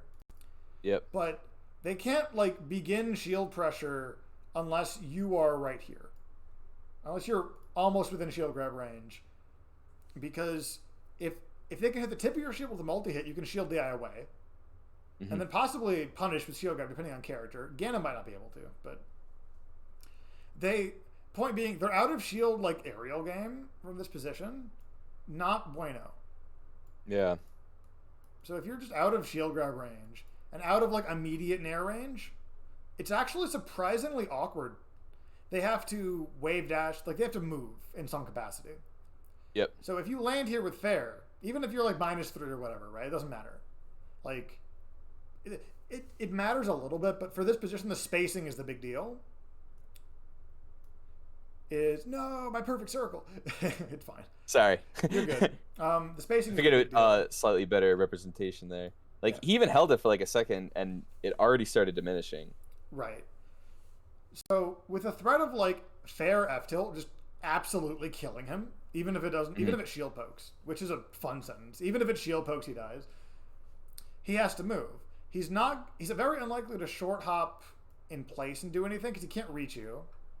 He's very unlikely to like short hop and drift. That's not quite how that works. Short hop and drift, because to threaten you quickly, to possibly stop an F tilt or maybe even a jab, you need to do very early down air, which is, if he has to commit to the drift, can be shield grab, and he's at 85. So his primary options are, like rolls, spot dodges, and then jumping stuff. Which kind of includes, I'm going to count wave dashes here too separately, but it's the same kind of idea of a defensive mechanic, but it also, importantly, here it loses to buttons. Can be hit. He does not, that's hard to see. He does not get out of the way super quickly if he wave dashes. He has to go through jump squat and the air dodge, and he can't shield for like 10 frames after he lands, and his Falco wave dash doesn't go super far. So for this purpose, wave dash would still lose to jab or to F tilt in that same way, so we can just lightly cross this out for now. Right. If he rolls, you mentioned he rolls a lot, he's probably aware of the fact that he rolls a lot and that you're looking for it. And if he rolls back here, he still has a skittle. Doesn't really solve the problem because now he's still in that mid-range he doesn't like because he can't back up. He doesn't have control of the spacing. So we're going to lightly cross that one out because he can't roll. If he rolls onto you, it's terrifying. He has shine, and if you're back turned, that's pretty decent. But otherwise, aside from that, the risk is higher than the reward if you read it. Yeah. If he spot dodges, then it's an option, but if he gets hit, he dies, either by grab or F tilt or down tilt. Like, he is not moving out of the way of stuff. If he jumps, then he can get up here. He can go up to the top plat. He can reestablish neutral. And that is a win out of shield in this situation for Falco. So that's what he does, is he jumps and he tries to basically, it's not even greedy, it's just the highest reward option he has. Right. He wants to go ahead. He wants to reset the neutral, and the best way to do this is get out of like my circle. But the chance is like I didn't burn my double jump, so now I think it's better for him to roll back after the fair hits. It's lower risk because there's not really a way you hit him for it. You pressure him for it, but you can't like punish him for it. He kind of has a skittle, but if you hit him with another thing that doesn't break a shield, he can go to ledge. That's a good option. Yep. And in general, just going to ledge to solve for shield is an underutilized thing. But this is the lowest risk, lowest reward option. Whereas this is the highest risk, highest reward option. Because at 85 on Dreamland, if you hit him here, over here, he dies. If you hit him here, he might even get to ledge before you can really threaten him. So I just wanted to point out that this position, his out of shield is not great. He has shine, and if you're within range of shine out of shield, he also has his normal shield pressure stuff. He can start taking his turn. Yep. But outside of that, his shield grab is also low reward, especially for spacies. Like, Falco shield grab is like fine. Yeah. He'll get a little bit of damage and attack chase opportunity, or he'll be able to chase me a little bit through the air.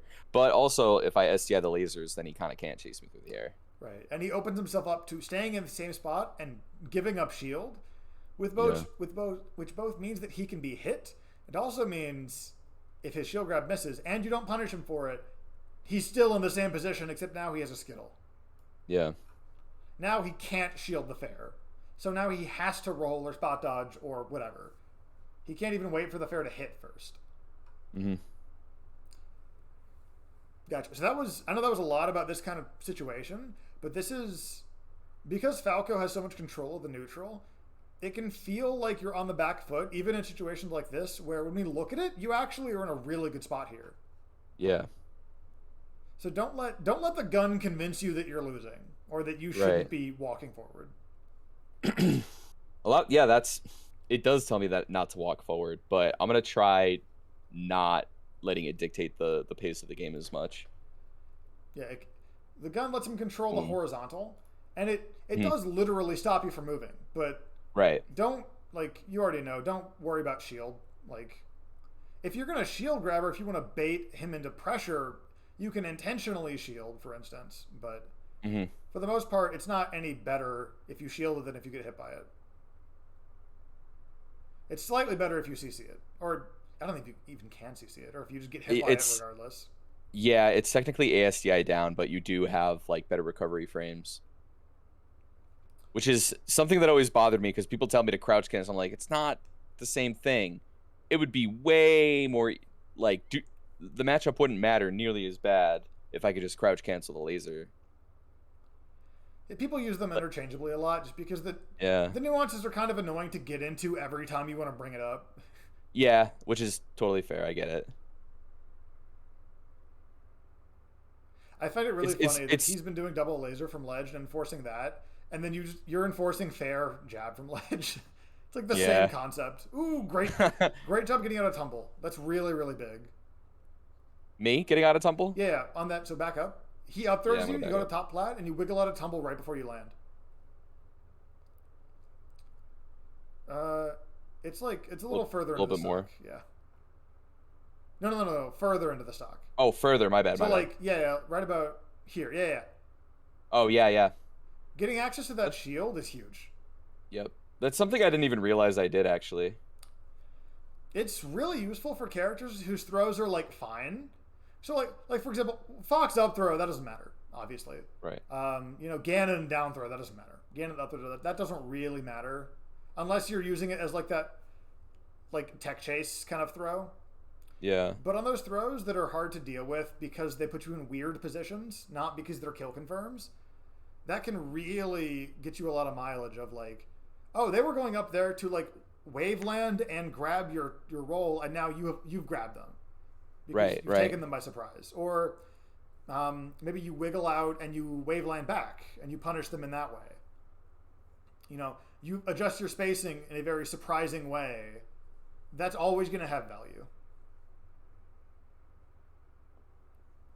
So even really niche stuff like Ganondorf, oh yeah, Ganondorf, be reversing your side B just to get that weird little shift. Yeah. I think it does give me it's either it gives me a little bit more speed or like a little bit more space when you do it. So if it's the I same don't. as Falcon, if you're facing, okay, it's weird to explain verbally. If you're facing Yeah. to the right, right? If you're facing to the right, and you do, I believe it's you do side B to the left, and then you B reverse by going to the right. He Hmm. will, because he leans back so much, he'll be over here Yeah. for a brief moment, and then he'll just fix it by flipping his position because I'm assuming his character boundary is still right here, even if he's Yeah. leaning back. So now he's after a few frames he flips it very quickly, and now he's leaning back over here. Is it just a visual thing, or by the way, he did that thing that I was talking about after he killed me? Let me back up a little bit. Okay, it's not just a visual thing. His hitbox physically shifts. Okay. Yeah. Which Sometimes I'm pretty you'll sure Ganon does see. too. Yeah, I think it's the same. Yeah. That's why you'll One. see it One. Two. sometimes when they're trying to get out of tech chases. Hmm. Falcons and Ganons will do that just to make it harder as an alternative to spot dodge. Yeah, that's actually really smart. And I do use flame choke to, contour my hitbox a little bit and get the pullback and down B as well actually. But I've never thought about doing it like that. I don't really implement it as much as I feel like I should because every time I do it I'm like, "Oh yeah, this is such a good option." And then I just kind And of you don't do it again. That's a Yeah. mood. That's the kind of place where that's the kind of thing where in friendlies, just kind of going for weird stuff can get you a lot of mileage. Yeah. All of Blue Zone's clips are friendlies, and a lot of them are just Yeah. optimal 3 times over. It's crazy how stylish and effective they are, and he's just like playing the game. Yeah.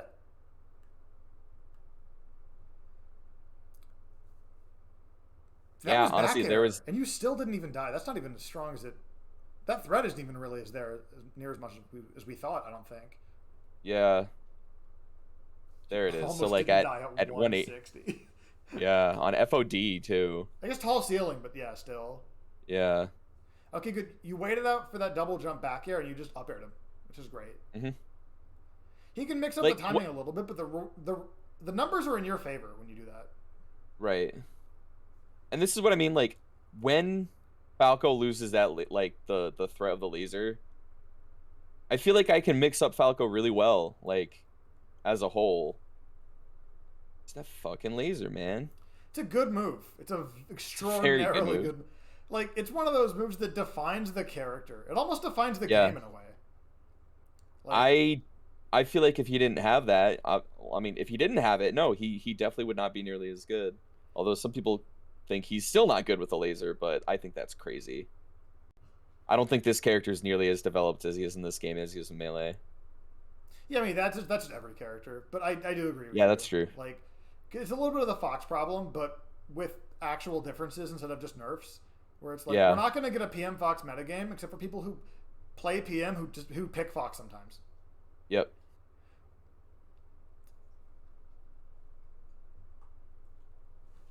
Yeah, I just got dared a million times. I probably shouldn't have spot dodged. I should have done something else. Maybe wait and did get up attack even. I don't know. Did he Roy zone that? Were you just too close for that fair to hit? That's so tragic.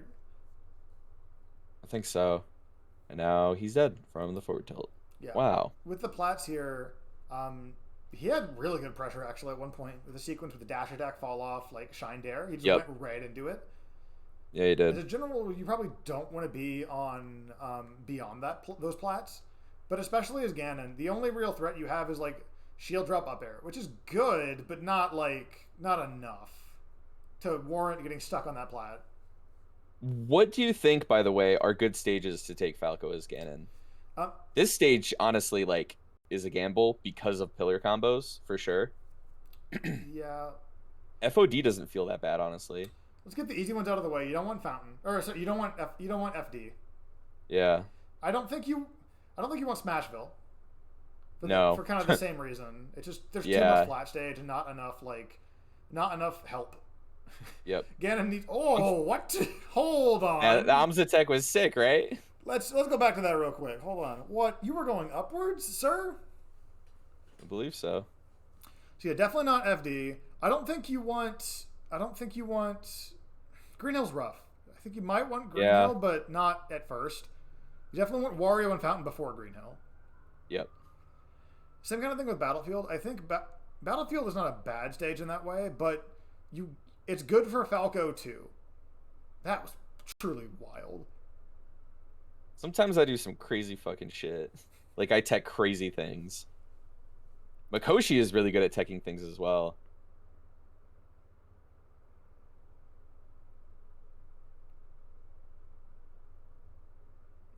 I thought Anthony would be smarter. Smarter, he killed you at 0, dude. I know, but like, I thought he would try the the big brain play where he's like, yeah, it's a bad idea to go to the ledge. I'm gonna go to the ledge anyway, you know. So I basically meted myself. Yeah, you convinced yourself he wasn't going to do the thing that killed you at 0, and you trusted in him that he wasn't, and he just super did. Yeah. So that's a lesson for me. Don't, unless they do it, don't assume. It's also the exact same thing. Like, on the one hand, you could lose your stock. On the other hand, you could take 40%. Sometimes you gotta take the damage. Yeah, yeah. Even if it's like 90%, He was dead in that. like you gotta. He was dead if I hit him with the whiz kick. That's why, you know, I thought it was just a bad risk that I took for sure. Yeah, and this is what I mean about Battlefield. Oh, go ahead. This is what I mean about Battlefield being bad. He's like he's really all over me. The platforms are helping him a lot. But that doesn't. I also think I wasn't properly counterplaying either. Yeah, these bots are high enough to where you can get fair and bear out to threaten from a shield drop. Yeah. Which helps a lot. Also, you can mix up your timing on Nair. So like immediate Nair, late Nair from shield drop. Yep. And in general, you're gonna need plats. Like, so these ones are serviceable, I think. Even if Falco Jump is better at using them than you. Yeah. That's just the character. Honestly, maybe Delphinos might be a good choice too. I don't like Green Hill because one, Wispy is awful, and two, I feel like Falco lives forever, but he Dreamland. doesn't. Yeah. Yeah, he doesn't live as bad on Delphinos. I think Delphino's over Dreamland for sure. Because also the plats in Dreamland, the top plat especially, it's high enough to where Ganon has a really rough time. Yeah. Also, I redeemed myself, so now I'm big brain again. That's just the game. You Yeah. alternate between I'm the smartest player in the room. Oh no. I'm actually a donkey. Just a stupid idiot sandwich. What an idiot sandwich. No, you didn't get the running momentum. No. No. You call it the spot dodge too. I know. I did. It's something that I've done so many times. I lost a set to Uma Thurman because I did not properly dash forward air. I had the up throw on Metal Cavern. I went to go fair, and Ganon didn't move, and I was like, keep forgetting that's a fucking tag. Every Uma? 3 months, I just hear the tag Uma Thurman, and I have to go, wait, that's actually a tag. That's not like a joke. So down here, because Fearless's tag is Fearless. I think that's like a Katy Perry song or something.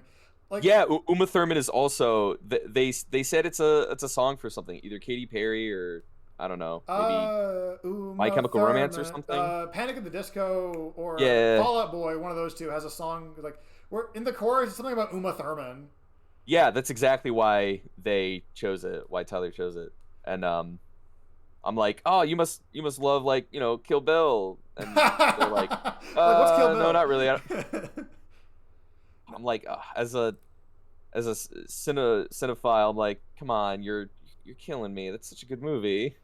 Right, but whenever I hear the tag Fearless, I forget that it's like a Katy Perry song or album or something, because that's not what Shahid that's not what it means to Shahid. That's not why he picked it. Right. So just hearing full on Uma ass Thurman is like, wait, this is the opposite of what it normally is. I think this is actually one of the games where I handle things pretty well. You probably find some smaller optimizations, like calling out double jumps and stuff. I'm starting to notice I could place a full hop up air here when they burn their double jump. Right.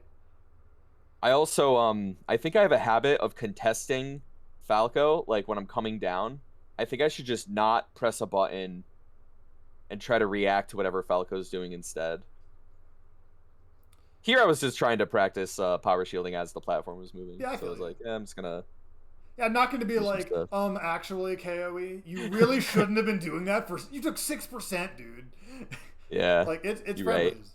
Right. That's exactly what friendlies are for. It's also just fun to not have to. It's okay to not do the most serious optimal things in friendlies. But I want to. If you want to, that's okay Ouch. too. Oh, okay, hold on, wait. I blew that. That was not optimal. Speaking of optimal. Yeah, speaking of the frame data, and the frame data shall appear. Holy shit. Yeah, it will. Yeah, it will. But yeah, this is the environment to just kind of you're playing to have fun. Like we had mentioned, you're playing to have fun in the first place because PM is teeny, but also you're playing to have fun in friendlies even more so than normal. Yep. I definitely could have killed him there, but I was like, you know what? Friendlies. I want the EXP. I'd rather, see what I could do instead when I'm behind a stock instead of getting it for free. As it turns out. Get hit by bears a would have lot. Yeah. Yeah. Yeah, I'm definitely going to try to do power shield timing tonight.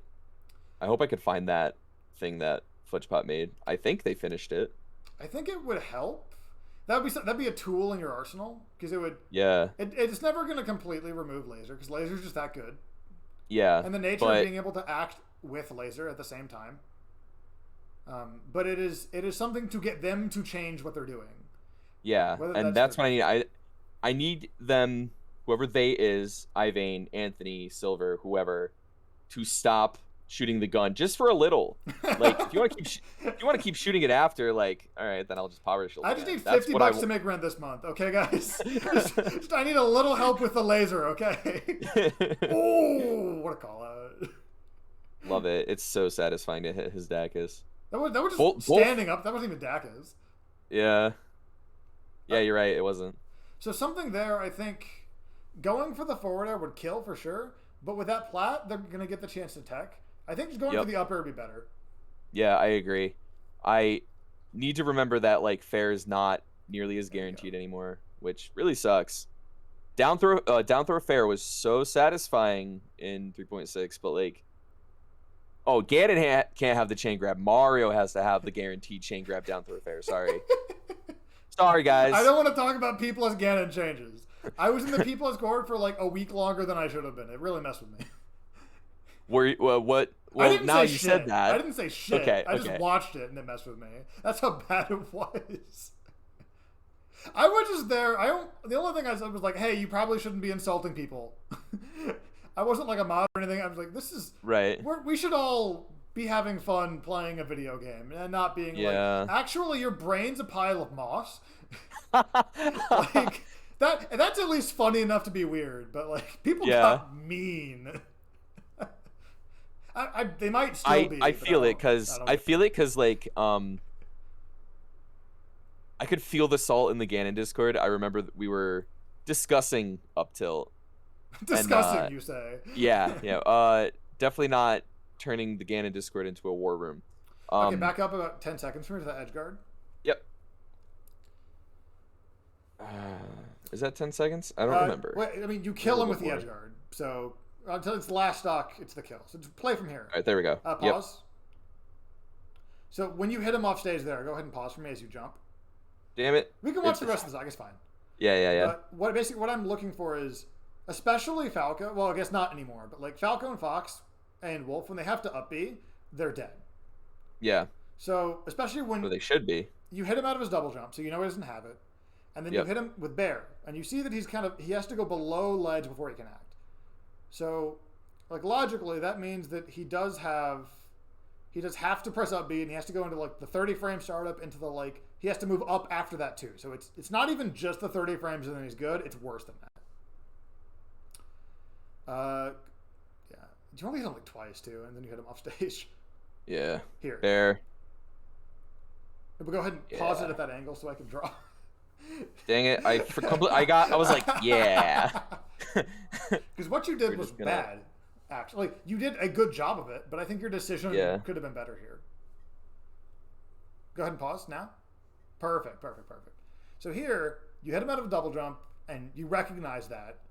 And it wasn't like the ring was barely here. It's like, no, he full on jumped into something. Yeah. And especially since you float up here, I think it's one, the stock difference should kind of help you with the confidence too. But I think this is an easy just like short hop fair. Because there's just nothing he can do. Right. Like if you let him move, especially since he's on box, if you let him move, you give him this angle, you give him this angle, you give him this, or let me actually start from where he is. You give him the angle he did, which is like attempting to sweet spot ledge. You give him this angle, which is like the minimum angle to drift and grab ledge. You give him the straightforward angle. You give him a slightly different angle that you might mess up trying to cover a different one. Like literally everything in between, right? Everything in between the minimum angles where he lives. I think some of those angles are eliminated because of box. Because like there's like limitations on it. That's true. But let's just assume they're not on box because not nearly as many people play. Right. Plus, a lot of those angles are kind of like irrelevant. You have the big ones, the minimum angles to survive either direction with drift or with sweet spot, and then you have a few, maybe two variants of straightforward. Yeah. The straightforward isn't that they're intentionally doing it a certain way. It's that if you're hitting here and they go here, they might hit you at the tail end of their up B, and then especially with Falco up B, Sakurai combo or something. Yep. But you fix all this by fairing. By just jumping off stage, going, they have 30 frames before they move. Once they start moving, if you hit them very early, they're either here, here, here, or here, all within fair range. You can cover all of those with one move. Yeah. Versus, Just I don't even need to jump. I just run off fair. right, jumping just gets you in the air faster. Yeah. Rather than waiting until you hit the edge to begin the forward air, you can start the forward air here, for instance.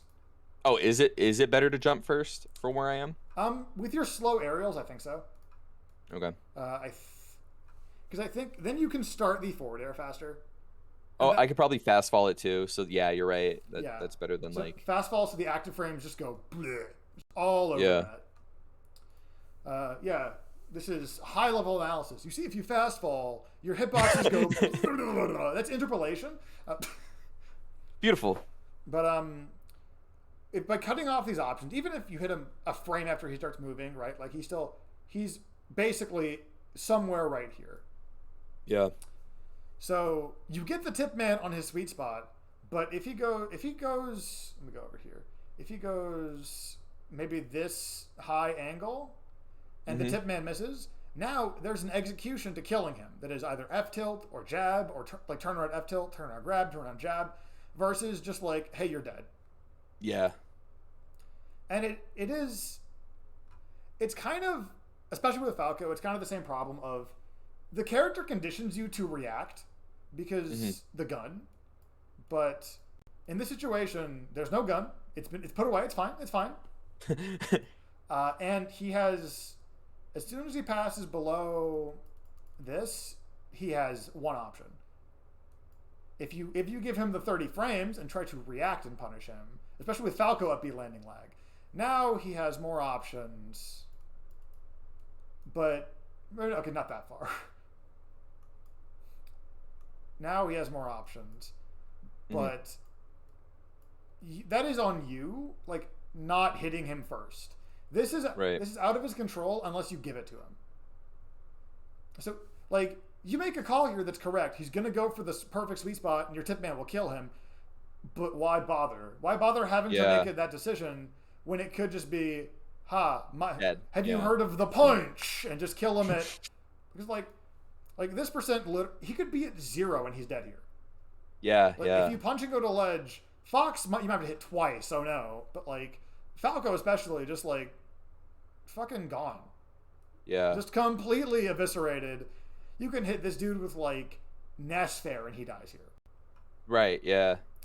So this is one of those big windows of opportunities. Them being off stage in general is super limiting because one of their big strengths is their fast fall speed, obviously.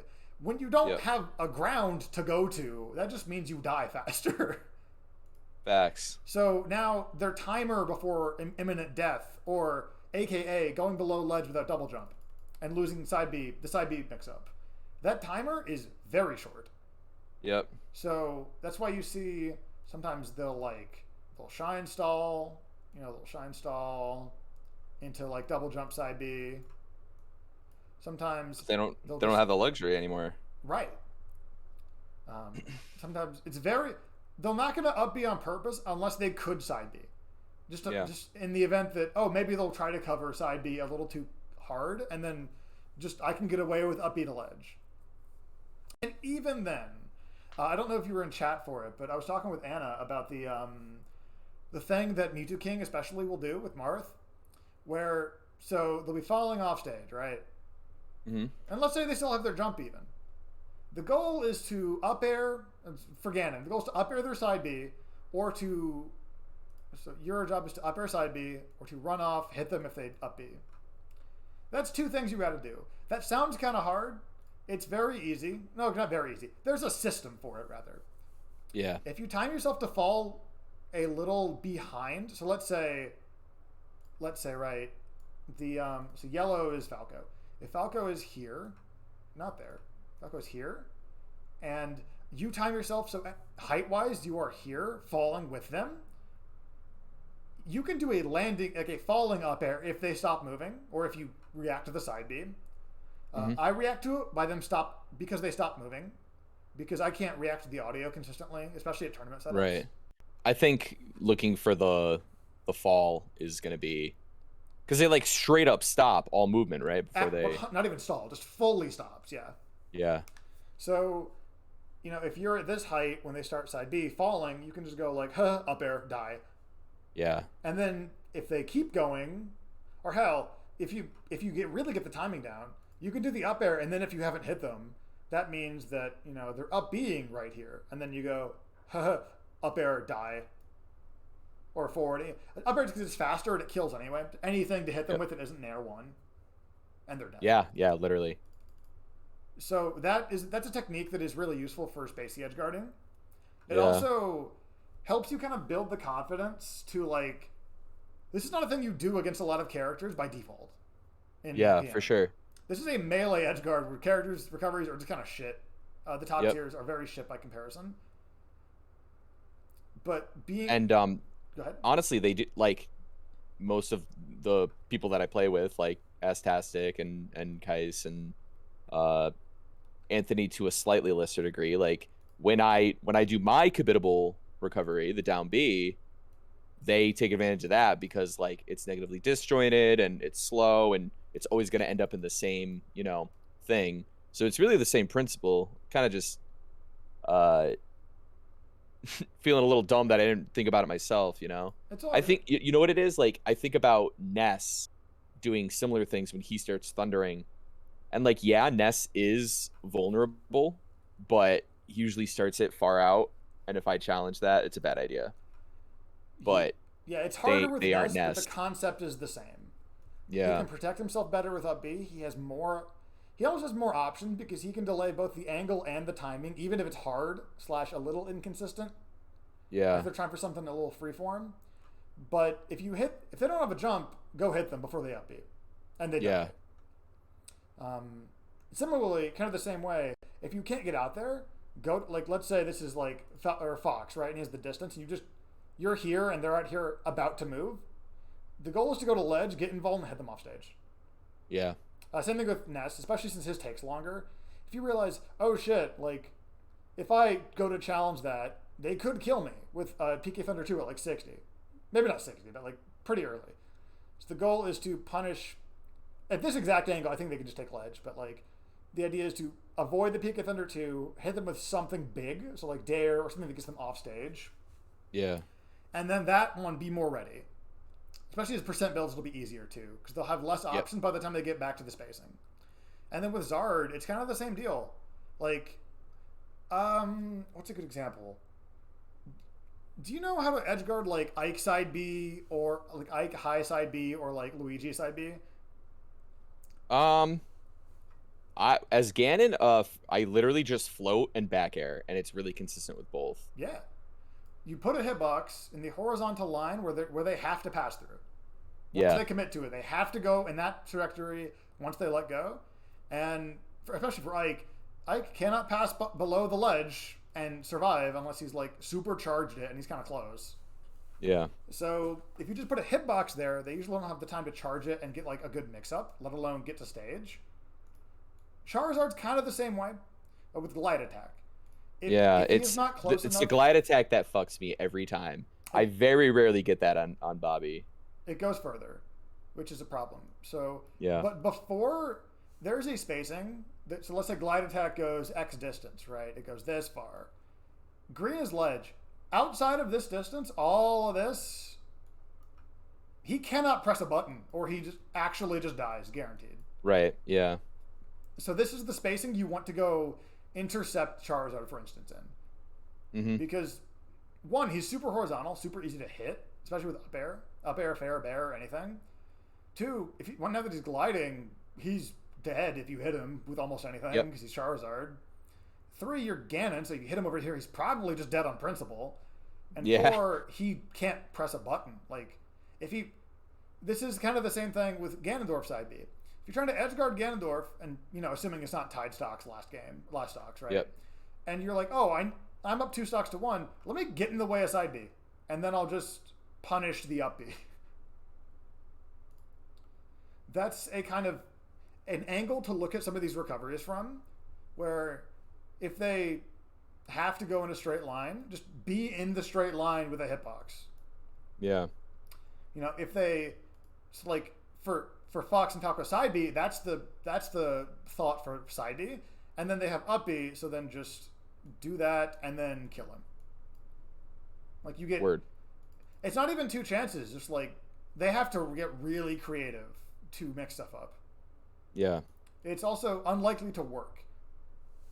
Like it's not even the, like you need something like a plat here, or like maybe it's like a weird situation. You don't have quite enough time to get the like nice setup with to fall with them. So you got to kind of freeform an F tilt reaction or something.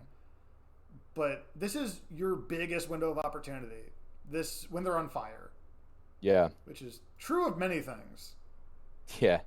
I can't think of a game where they're on fire and you're like, ah, shit, they're on fire. Oh well, I'll get them next time.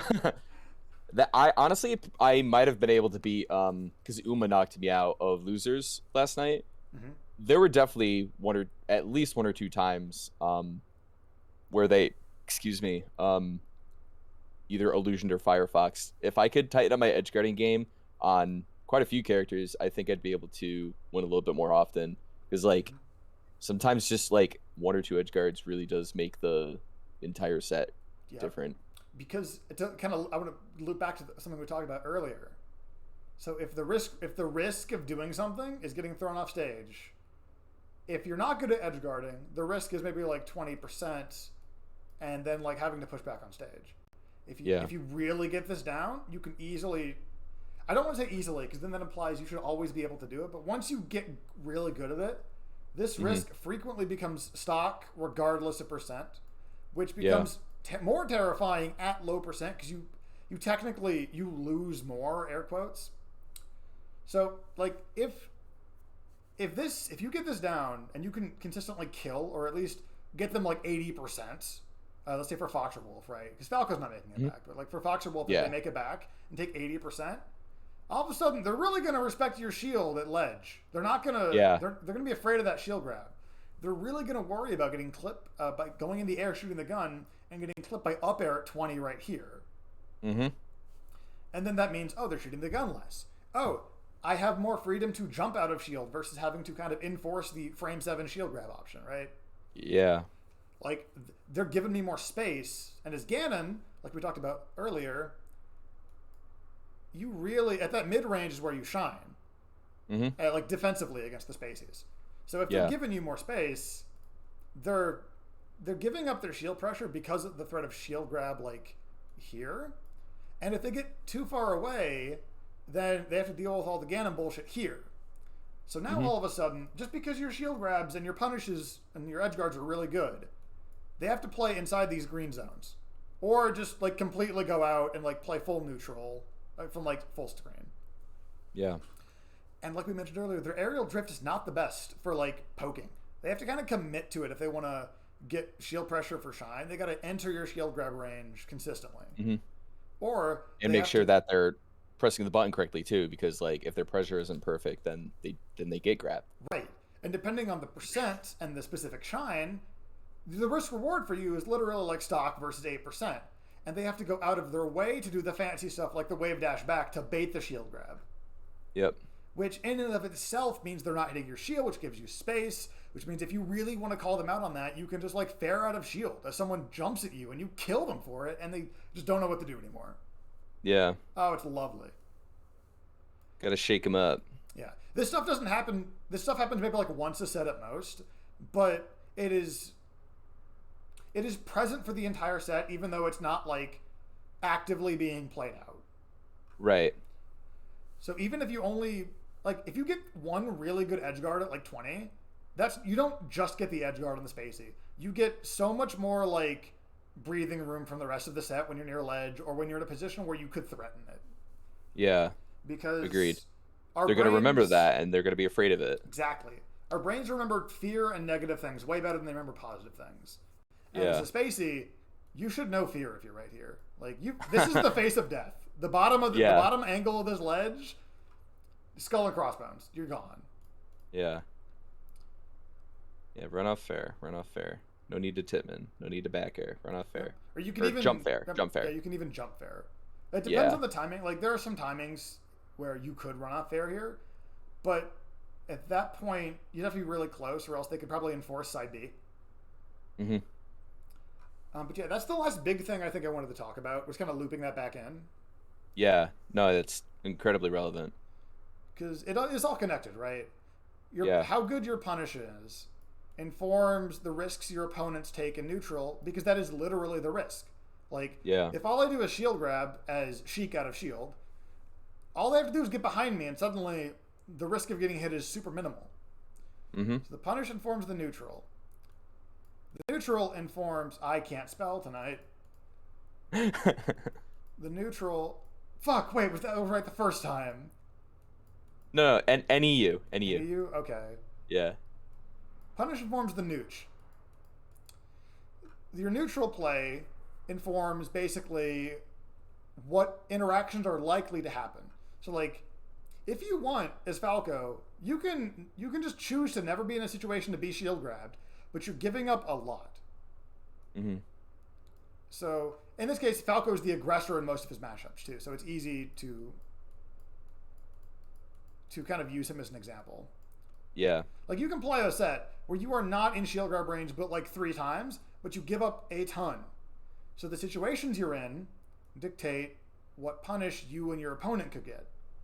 The punish you and your opponent can get dictate how you play your neutral. Like, how afraid are you of shield grab or of shine, right? And the situation, the neutral, and also the punish by extension, informs what situations you put yourself in. Like, you're not gonna dare their shield a lot because that's slow, and eventually, after like the first 2 times, they're gonna be like, "What are you doing?" and just nair you. Yeah. But against DDD, maybe, or DDD's nair is pretty good actually. Against maybe another Ganondorf player who hasn't shown that they're willing to do that rising up air at a shield to contest that, Yep. maybe that's a much better option. That's on the table again. And now that that And then situation's here, how familiar is your opponent with that situation? That's also really yeah. important. The more And maybe novel instead of daring right away, maybe I float first and I weaken your shield a little bit, and then I shield poke you with my dare, and then et cetera, exactly et cetera. Yeah. right. Ganondorf has a lot of. He can mix up his timing in the air super well. So, like, talking about strike grab again. So, you don't, even in the air, you don't need to enforce the side B to get around shield if that's a risk you don't want to take, right? If side B is getting you punished big because they're familiar with the situation, you can just never grab and still play a pretty solid game plan. Yeah. You'll want to grab a few times at least throughout the course of a set, especially if it's a longer one. But like, Mm-hmm. that's something that's beautiful about PM and Smash, is that you don't have to grab to make them stop shielding. Yeah. It's like it feels like it's cheating, especially with a Because slower it's character. yeah, and it's something I think about a lot about like traditional fighting games is like, layers in how deep the game is. But I really do think Smash is like way more layered than traditional fighting games, and Oh yeah, traditional FGC people don't see it. because like That's kind of a hot take, and if FGC people saw that or heard me saying that, they'd probably crucify me. But I think some that's fighting games that's true for sure. Some there's a little yeah, more nuance, like Marvel 2, Street Fighter 3, maybe there's a little more nuance, especially yeah, anime yeah, fighters. But like Street Fighter 4 and 5, it's like you do have to grab to get them to stop blocking, yeah. or enforce the Agreed. threat of the grab with a shimmy, right?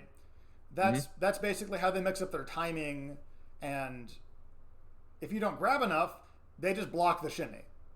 Yep. If you don't shimmy enough, they just mash on wake up or they take the grab. Or rather, if they no, that's right. If they don't shimmy, they just take the grab every time, because in that game throws me meaty. Yeah. So you have to mix up not only your timing but also your options. But Right. Smash is just so much more variable because of the nature of like the freeform movement, and primarily the shield is a bomb. The shield's a time Hmm. bomb. Yeah. You can't do this forever. Yep. So you have to, like, there's never the question in 2D fighters like, oh, what's the reversal? Like, what? But in Smash, you always have an out of shield option. You have to. Hmm. And whether that's There's like something you've 3 or lined 4 up or something you've reversals. like done out of panic, you need something. Yep. Excuse me. Let's watch one more, and then let's call it, because I have my nightly routine to do, of course. But For sure. Yeah. and then I'll try and watch the VOD and stuff, and Yeah, I don't want to try to like remember a couple things. don't worry about like processing the cosmic implications of the Ouroboros of neutral. Yeah, Just no, like, I'm gonna be focusing on like things to look for. So like okay, looking for double pause the pod. I'm sorry. yeah. No, it's all good. That's a perfect example of the exact same neutral or edge guarding thing. You get this Mhm. hit literally at 0 too, and then you Yeah, just it don't would have go off killed him. stage. So right after this fair, pause. It's okay. It's workable. He double jumps to I'll back ledge. I'll back up a little bit. I can get it. Okay, go for it. He's double jumping to ledge, just like Right. an inch more. Fine, we're gonna replay it. We're gonna replay it. Hearing It's the quick. keystroke is what got me. They're really like, okay, this time for sure. Too far. Okay, great. There we So here he can double jump to ledge, or he can double jump back inside B. But that means he'll be here roughly the same timing. Mm-hmm. So you end up just jumping and like waiting to punish an onstage side B that never comes, because why would it, right? That's super risky. Yeah. So if you go off stage here, my voice is going down. If you go off stage here, then you threaten one. Even if he doesn't jump into it, you prevent him from being able to jump to ledge. You actually know what would have been really good here? Dare teeter cancel, or you can't Oh teeter. yeah. Dare edge cancel. Dare edge cancel. Exactly, because you that kills double jump to ledge. That leaves you actionable for up air if he side Bs, and if he doesn't, he's dead because you're off stage and he up B'd. Mm-hmm. That's one of those things where, like, I think that might, it would lose, not even lose. I think he could get around it with shine stalling, but it'd be so specific. Right. Like I highly doubt he would have been ready for that based on like what he was where he was moving. Right. But yeah, I think I was afraid of side B because I don't have the consistent timing of it. So I'm like, yeah, I could like try to go out there, but like if I side B, I might miss. I'm in a bad situation, or if I get hit by it, that I'm spiked and or meteored, and is it a spike or meteor? It's a meteor, right? It's a meteor, yeah. Yeah, meteor. It's still not great, but it is a meteor, yeah. Right. And I've died to it many times in the past by facing Anthony, and that's awful. So, yeah, the fear was in me for sure. But Dare, not committable, infinite reward, that would have been the play. So, also something to look out for sure. Yeah. That's a good optimization. I think the big thing is also just being over here to threaten was the big point I wanted to make. Yeah, for sure. I just like let him have it. You could have it. Yeah. And then you threaten the off of ledge option, which is better than nothing, but it is also like a spacey off of ledge option. Right. And the fair there he what is it? Illusioned or whatever. And I went for fair instead. Yeah, fair's a little slow, I think. Plus you weren't quite at the right spacing. Yeah. Ledge and up air is going to be the play. The invincible up air. Wait for him to fall. Really look for the animation. I think this stage might actually be pretty good in the matchup. I think so too. The lasers could be scary sometimes, but yeah, I do like this stage in the matchup. I actually like Metal Cavern a lot. I just wish the underneath part wasn't empty. I kind of wish they went with like Flat Yoshi's Brawl, which is like one of those modded stages on Brawl Vault. And like I guess there's reasons why that would be bad too, because like Falco can wall jump and Zero Suit Samus is a problem. I think there's enough walled stages, yeah. Yeah. Just I don't know, make it a little more like Battlefield, because I've seen a lot of jank on this stage over on the right side. Also, random up tilt. Gary, you're a fucking idiot. That almost hit, though, to be fair. It wouldn't have been any reward, so don't do it, but it 3 in a row. Okay, you're 4 in a row. Let's go. Ooh, Shine Grab. I think that's the first time he's enforced Shine Grab. And this is a friendly set, of course, so it's not like it's not like he's intentionally been not doing it or anything, but yeah. It's a good thing to note down the first time someone, especially Spaceys, enforce a new option. So oh, this is the first time they've double shined, or oh, they did shine early dare. They usually do shine late dare for Falco, maybe. I want to back up a second and see. For sure. Where is it? There. Yep, there. I let him have it. And you had your really awkward double jump that didn't even cover the one thing you were trying to cover. Oh, why am I like this? It's just a habit because yeah, the other spaces too, but especially Falco, gets you in that defensive mindset that it's hard to like get out of. Yeah. Yeah, and he's doing that ledge stall. He's refreshing fine. Yep.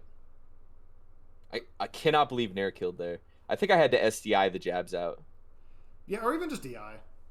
Yeah. But that's obviously really scary because you are right at ledge at 160, and it's a guess on what he's going to hit you with. So that's one of those things is like, you could have survived, but it's one of those like, it's not like a fair thing to expect from yourself. Ooh, good. You finally punished double laser. We were talking about like noting the first time something happens. Anthony just realized that. He's like, okay, I have been punished for double laser. That's in the box. That's in the notes, right? Mm-hmm. Ooh, that was scary.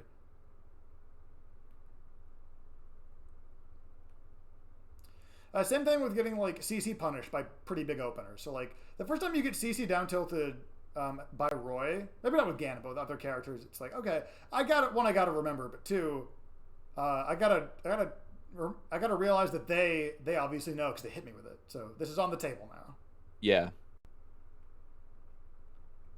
I like the early dare to catch him jumping up at you. That's a good. Yeah, when I do it, I'm like, damn, big brain, just like we talked about. But then I don't do it that often. But then again, also I could have punished his double laser, but I didn't. I think you can shield grab the second one, or at least I think so make him too. shine. Like he has to shine, and then we get to that same position of like, well, if he doesn't now, if he shines and I spot dodge up the second laser, he's kind of in trouble maybe, or you can work from there. Is it any coincidence that Ganondorf's new move in P+, is the King of Evil, abbreviates to DMV? Wait. Dead Man's Volley. Yeah, that. Oh, what the fuck? Yeah. It's just. That's so weird. He's the king of the DMV. It's pure evil. There's nothing to do. It sure is. He liked that the back throw forward to at ledge. Yeah, that is a DI mix-up you got to worry about. Yeah, it's really good, and it was Switch who told me about it honestly, because I was like, dude, why did they remove the chain grab? Ganon kind of needs that. He's awful. And he's like, well, I love the way Kyle puts things. I said that, and he was like, well, chain grabs are whack, and I was like, I get what you mean, but like, are all chain grabs being removed? And I don't remember what he said, but he did mention like, how's the weather? Yeah. Ask me again. They nerfed Wolf. No. Oh, they got rid of Bayonetta, so now Wolf is fair. Did you know that? There were compensation buffs. He's net neutral. Yeah. Bayonetta had to go. That's wild. Bayonetta. Fucking Bayonetta. Ruined the word for me. I love that bayonet. It was sick, but like, it was sick when you were using it on purpose, but it was so, it just got you protected for no reason sometimes. Yeah, it did. It was definitely bullshit. Like we could talk about bullshit for days. Mewtwo side B Windbox had to go, but it's really unfortunate that we don't have a Windbox anymore. But like, it shouldn't be on that move if we have one. Yeah, agreed. I was playing Wisely for the first time before Push More Buttons. He was housing us, me and Kyle, and we I was playing him, and he was trying to grab me after I missed my confusion. He's like, "What is wrong?" Like, oh, there's a Windbox. He's like, "What? There's a Windbox?" Because it's not. Was this Go ahead. What version were you playing? 3.6. This is Push More Buttons. Yeah, 3.6. Gotcha. But it's like, it's not strong enough to like make you like recoil. Like, oh wait, what is that? It's like just enough to make you think you didn't run far enough. Yeah. It really had to go, but I wish there was a Windbox. That'd be on down B. No, that'd be stupid too for the same reason. That would be insane. Please no. Because don't Windbox activate still like push your shield? No, they do not. Because otherwise Ivy would be evil. Well, Ivy would just get guaranteed like push you off stage, jab 2, push you off stage, down smash, etc. Yeah. And I know that like they love Windboxes as much as me, so I know they would have done that. I have confidence. Let's get rid of Lucas's Windbox next. Why? Why? It's cool, but it's slow, and it's a move that is very open. It's a why thing, but it's also like not feasible. That's freaking until you're Shadowhawk and you're pressing a million buttons, and then he uses it in a, APM way, and you're not expecting it, and then you die. Yeah, well, that's Shadowhawk. He's had it too good for too long. Fucking every Lucas's player for defending something that they have is, oh, but it's so cool. Like, come on, man. Like, my dude, come on, man. Get an I had Adderall a win prescription box. like I the give up a rest of win us. box for balance. You got to give up something. You got to contribute to the fund a little bit here. Yeah, come on, man. Just give the give the guys down below a little something, something. I mean, Ganny got the up tilt, but I'd rather actually have like movement speed.